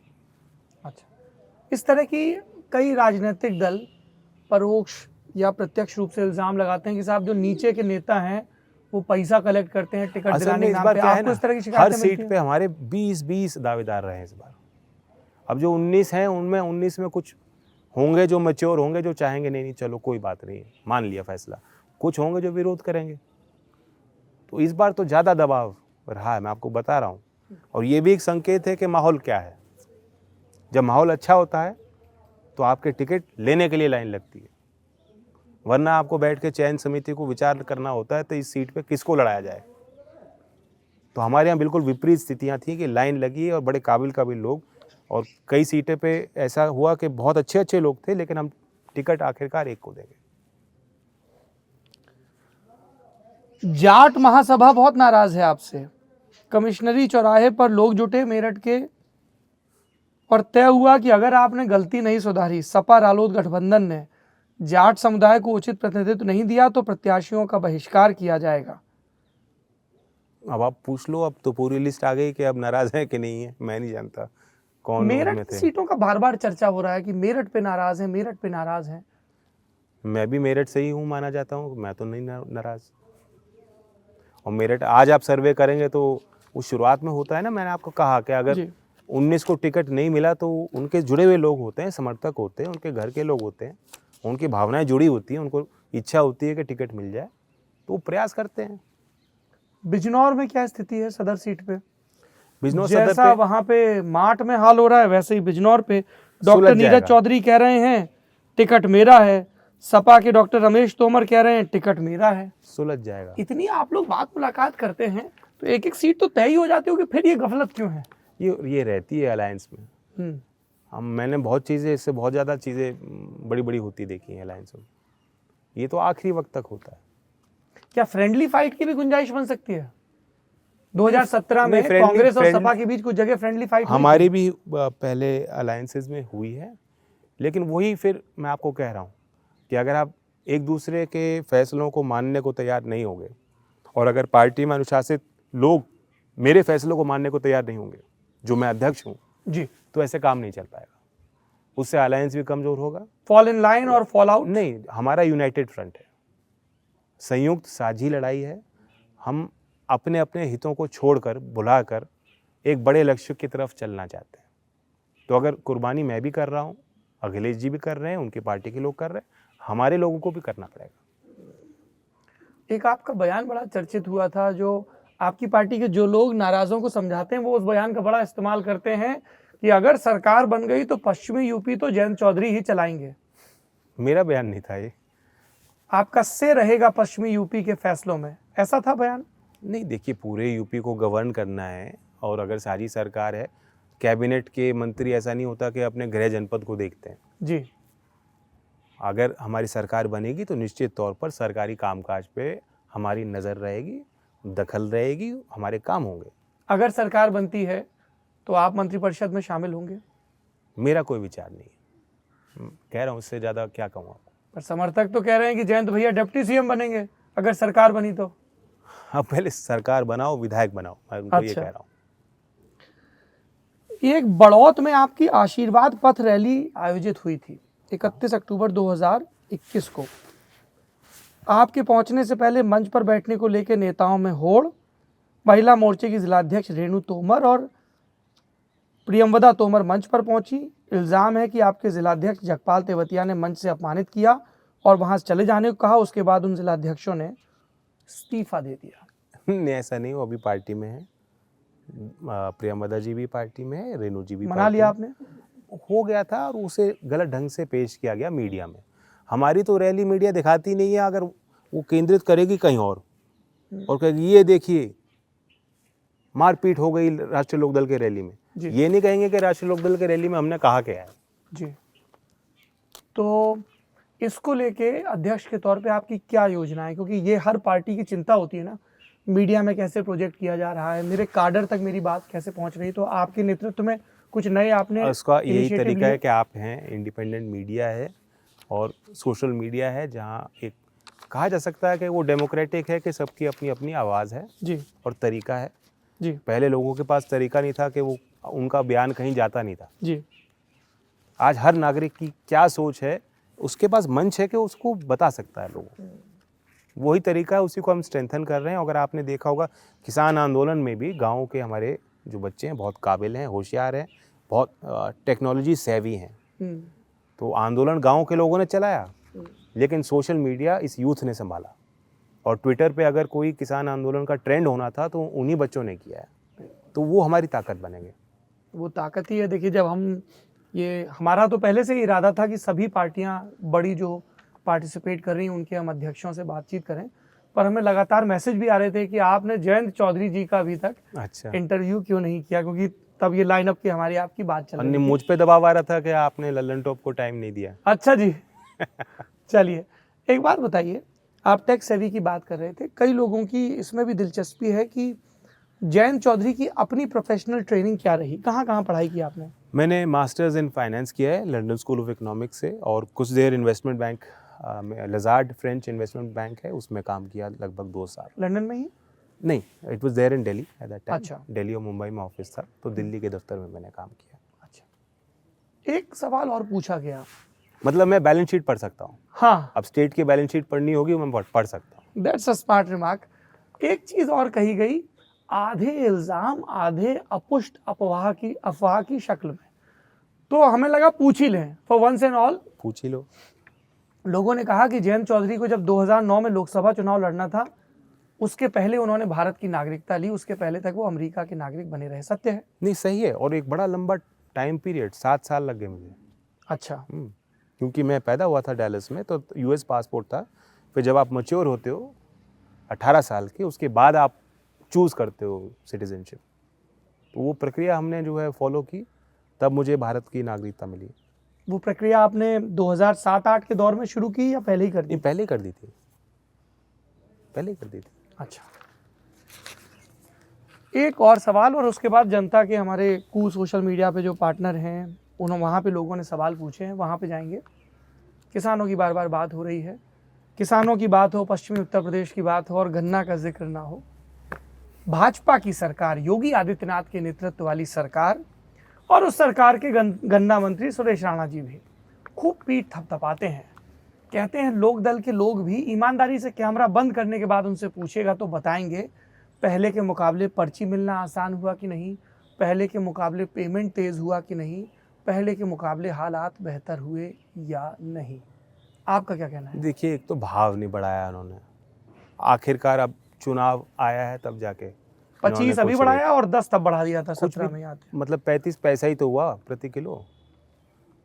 35 पैसे ही तो हुए जो बढ़ाए। जी कुछ भी नहीं है। लागत उनकी कई गुना ज़्यादा बढ़ गई किसानों की। और उम्मीद भी थी किसानों को कि बहुमत की सरकार है, जो चाहे कर रही है, जी किसानों के पक्ष में फैसला लेती। जी सेकंड, हर सत्र में हज़ारों करोड़ का बकाया 1.5 साल तक चला है। जी ब्याज तो भूल जाइए, जी मूल देने में ही जो है इतना देर उन्होंने लगाया। जी ये कहते हैं कि हमने रिकॉर्ड पैदावार जो है खरीद करी, वो इसलिए की क्योंकि रिकॉर्ड पैदावार हुई है, रिकवरी बढ़ गई है। आप प्रॉफिटेबिलिटी देखेंगे, इंडस्ट्री की बढ़ चुकी है। शेयर मार्केट में पिछले 1.5-2 साल में देखेंगे, जो मतलब ऐसी इंडस्ट्रीज़ जो जिनकी हालत, वित्तीय हालत अच्छी नहीं थी, उनमें भी 500% का उछाल आ गया है। बजाज हिंदुस्तान को आप देख लीजिए, स्टॉक क्या है, 2.5 से 3 रुपये था, 15-16 रुपये पे होगा। तो तरक्की तो हो रही है ना, लेकिन उसका लाभ, उसका फ़ायदा किसानों को क्यों नहीं मिल रहा? ये जो डिफ़ॉल्टर मिल हैं, योगी जी ने गरीब आदमी पे उसकी तस्वीर वायरल करी, पोस्टर लगा के प्रदेश भर में, बताया कि ये गुंडा है, उसके घर बुलडोज़र चलाया, फेक इनकाउंटर में गरीब लोग मारे गए। उन्होंने डंडा एक बार भी क्यों नहीं चलाया किसान के पक्ष में? किसान पे डंडे चलाती है सरकार और उनके बचाव में कुछ काम नहीं करती, कार्रवाई नहीं करती। कानून स्पष्ट है, 14 दिन में होना चाहिए पेमेंट, उसके बाद ब्याज मिलना चाहिए। कोर्ट तक लड़ाई लड़नी पड़ती है, सरकार कोर्ट तक लड़ती रहती है किसानों के खिलाफ, सुप्रीम कोर्ट तक मामला जाता है जी। अभी तक ब्याज दिलाने में भी सरकार का यही रवैया स्टैंड है कि नहीं, ब्याज नहीं दिया जा सकता। योगी जी ने अभी जो भाव बढ़ाया है, उससे पहले उनका बयान था अगर भाव बढ़ाया जाएगा तो इससे जो है इंडस्ट्री की कमर टूट जाएगी। तो कमर तो किसान की टूट रही है। बिजली सबसे ज़्यादा महंगी उत्तर भारत में कहीं हुई तो यूपी में हुई।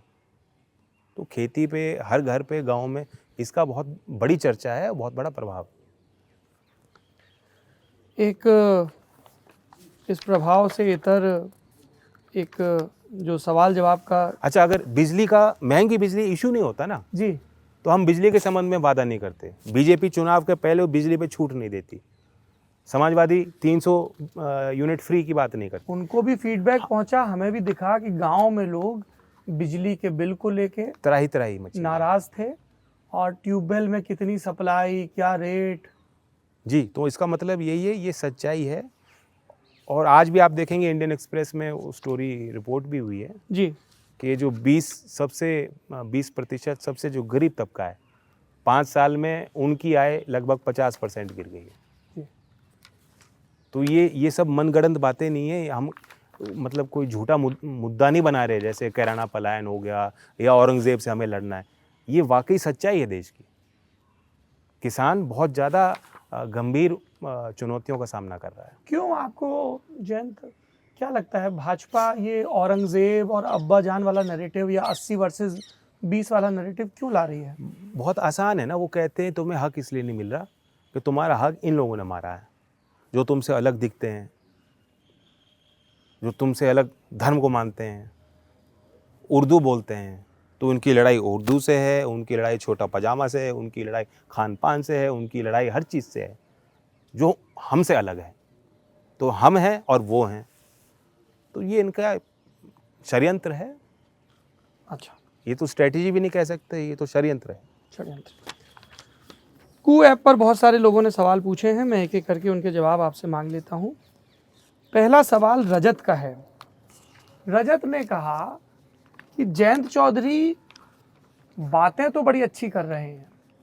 उनका सवाल है कि देखिए कितनी अच्छी बात कही कि अगर कोई इंटर कास्ट मैरिज करेगा तो कितना पैसा देंगे आप? 1 लाख रुपए। 1 लाख रुपए अभी भी स्कीम है, स्कीम 50,000 रुपए देती है सरकार। आप उसको बढ़ा के 1 लाख करेंगे। जी। लोगों ने कहा कि जो रजत का सवाल इसमें लिखा है कि उन्होंने जब विवाह किया, चारू जी उनके समाज से नहीं आती हैं, उसका विरोध हुआ, खापों पे उनकी पकड़ नहीं हुई, तो कोई उनके विरोध नहीं बीच ही उन्होंने कहा कि उनके समाज में ही इस चीज़ को लेकर सुगवाहट की, बताओ ये कह रहे हैं इंटर कास्ट कर लो 1 लाख देंगे। मैं बड़ा आपको बताऊं, ये मेरा विचार नहीं है, ये चौधरी चरण सिंह जी इसकी वकालत करते थे। जी, चौधरी चरण सिंह जी उस समय जाट कॉलेज बड़ौत है, हाँ जी, वहाँ उन्होंने बात रखी थी कि शैक्षणिक संस्थानों पे से जाति का नाम हटा दिया जाए। जी, चौधरी साहब ने नेहरू जी को चिट्ठी लिखी थी और अंतर्जातीय विवाह की वकालत उन्होंने की थी कि वरीयता सरकारी नौकरी में उन्हीं को दी जानी चाहिए। मतलब उनकी सोच थी कि अगर ये होगा तो जो आपस के जो भेदभाव हैं धीमे धीमे एक जनरेशन नहीं तो दूसरी जनरेशन तक ख़त्म हो जाएंगे। और मेरे चौधरी साहब के फैमिली में आप देखेंगे पारसियों में शादी है, हमारे घर में मुस्लिम बहू भी है, शायद कोई सिखों में शादी ना हुई हो, लेकिन आप सारी कास्ट, मेरी जो बड़ी बहन है वो बनिया है, बनिया समाज से आते हैं, वो मेरे जीजा हैं। दादी कौर लिखती थी, वो मेरे तो जीजा सिख हैं। समाज से आई होंगी। वो हाँ जी, उस समय तो एक ही था, यूनाइटेड पंजाब एंड हरियाणा। क्योंकि मैं ये अपने नोट्स देख रहा था, ये देखिए। तो ऐसा नहीं कि हम आप पे कुछ थोप रहे हैं और खुद नहीं कर रहे। जी, मीर सिंह और नेत्रा कौर के 5 बच्चों में सबसे बड़े चौधरी चरण सिंह, तो सिख परिवार से भी आई हैं बहू। अगर कौर लिखा है तो अंदाजा ऐसा लगा। नहीं, उस समय वो प्रचलन था जी। अच्छा, अगले सवाल की तरफ चलते हैं। शिव ने कहा कि मुजफ्फरनगर दंगों के बाद आपका जो कोर वोटर था वो आपसे नाराज रह गया। क्या आपको लगता है कि मुस्लिम और जाटों में फिर वही सामंजस्य? आप कहेंगे फिर वही सवाल आ गया। मैं कहूँगा जनता के सवाल है, हमने एज इट इज पूछे हैं। जनता ये सवाल इसलिए करती है क्योंकि आप लोग वही सवाल पूछते हो, वहीं से बात बनती है। आप लोग बड़े इन्फ्लुएंसर्स हो। अच्छा। आप ये कहना बंद करो, हाँ, और मैं जवाब देना बंद करूंगा, लोग सवाल करना बंद कर देंगे। लोग कहेंगे सवाल से बच गए। अभी तो बता दीजिए। अभी ये है कि हमने जो कार्यक्रम चलाया है, ये सवाल विश्वास का होता है। रिश्ते एक रात में खराब नहीं होते। ठीक है, वो एक हिंसा हुई, उसका बड़ा प्रभाव पड़ा, रातों रात चीज़ें बदली, लेकिन वो जो टेंशन्स थे या जो रिश्ते खराब धीमे धीमे होते गए थे। अब मैं मानता हूँ कि राजनीति का भी उसमें एक अहम एक रोल होता है, किरदार होता है। राजनीतिक तौर पर जो जातियां या धर्म के लोग साथ चलते हैं, साथ वोट करते हैं, कोलिशन बनाते हैं, गठजोड़ बनाते हैं, उनके आपस के संबंध भी अच्छे हो जाते हैं। इसे आप सोशल इंजीनियरिंग कहो या कुछ भी इसको आप नाम दे सकते हो जी। तो हमारा जो वोट बैंक था वो यही था। किसानी से जुड़े हुए लोग, गांव के जुड़े हुए लोग, विभिन्न कास्ट के लोग चौई साहब के समय वो यूनाइटेड वोट करते थे, रिश्ते अच्छे होते थे। यही एक तरीका होता है। अब जब हमने अलायंस किया है और वो दोबारा समीकरण राजनीतिक हमने खड़ा किया है, उसका प्रभाव समाज पर भी पड़ेगा। अब ये हिंसा उस तरह की 2013 में जो हुई हमारे क्षेत्र में, यही लोग उस हिंसा नहीं के होने लिए कौन देंगे। जिम्मेदार था? मैं कह रहा हूँ उसके पीछे एक पृष्ठभूमि थी, उसका एक वातावरण बनाया गया था। धीमे धीमे चिढ़ पैदा की थी आपस में कि ये देखो तुम्हारे साथ ये वोट नहीं करते, ये तुम्हारा जो है ये टोपी पहनते हैं, ये करते हैं, उनको बताया गया हुआ कुछ।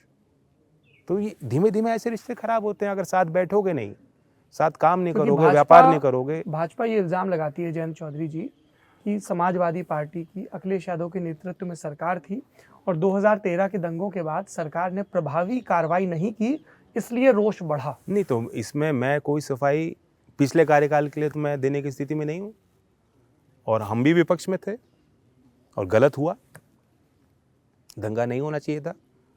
और अब जो सरकार आएगी उन्होंने भी सीख ली है और हम भी शामिल होंगे। इस तरह की कोई वारदात हम अपने क्षेत्र में नहीं होने देंगे। राजन का सवाल है, ये हालांकि आप इसका जवाब दे चुके हैं। हाल फिलहाल में खबरें उड़ी कि भारतीय किसान यूनियन ने राष्ट्रीय लोकदल को समर्थन दिया है, इसमें कितनी सच्चाई है? नहीं, सच्चाई है, वही लोग हैं, हम ही लोग हैं। अच्छा, कोई अंतर नहीं है। वो तो बीकेयू की टोपी है वो हटा दो, आरएलडी की टोपी लगा दो वो हटा दो, रंग तो सेम ही है। मतलब किसान आंदोलन में जो लड़ने वाले लोग हैं वो हम ही लोग हैं, इसी क्षेत्र के लोग हैं। अच्छा जी। प्रतीक का सवाल है कि अगर सपा रालोद गठबंधन की सरकार बनती है तो आपने कहा कि नई शिक्षक भर्ती आएगी। हमने ये कहा कि जो वेकेंट पद हैं उनको हम समय में भरने का काम करेंगे। उज्जवल और कह रहे हैं शिक्षकों की भर्ती इसलिए लानी जरूरी है कि आप एजुकेशन डिपार्टमेंट में जो बदहाली है और जो सिस्टम में आपको सुधार लाने हैं उसके बगैर संभव नहीं है। मतलब मैन पावर रिसोर्सेज जो एचआर है, जो मानव संसाधन है, उनको विकसित करने की जरूरत है।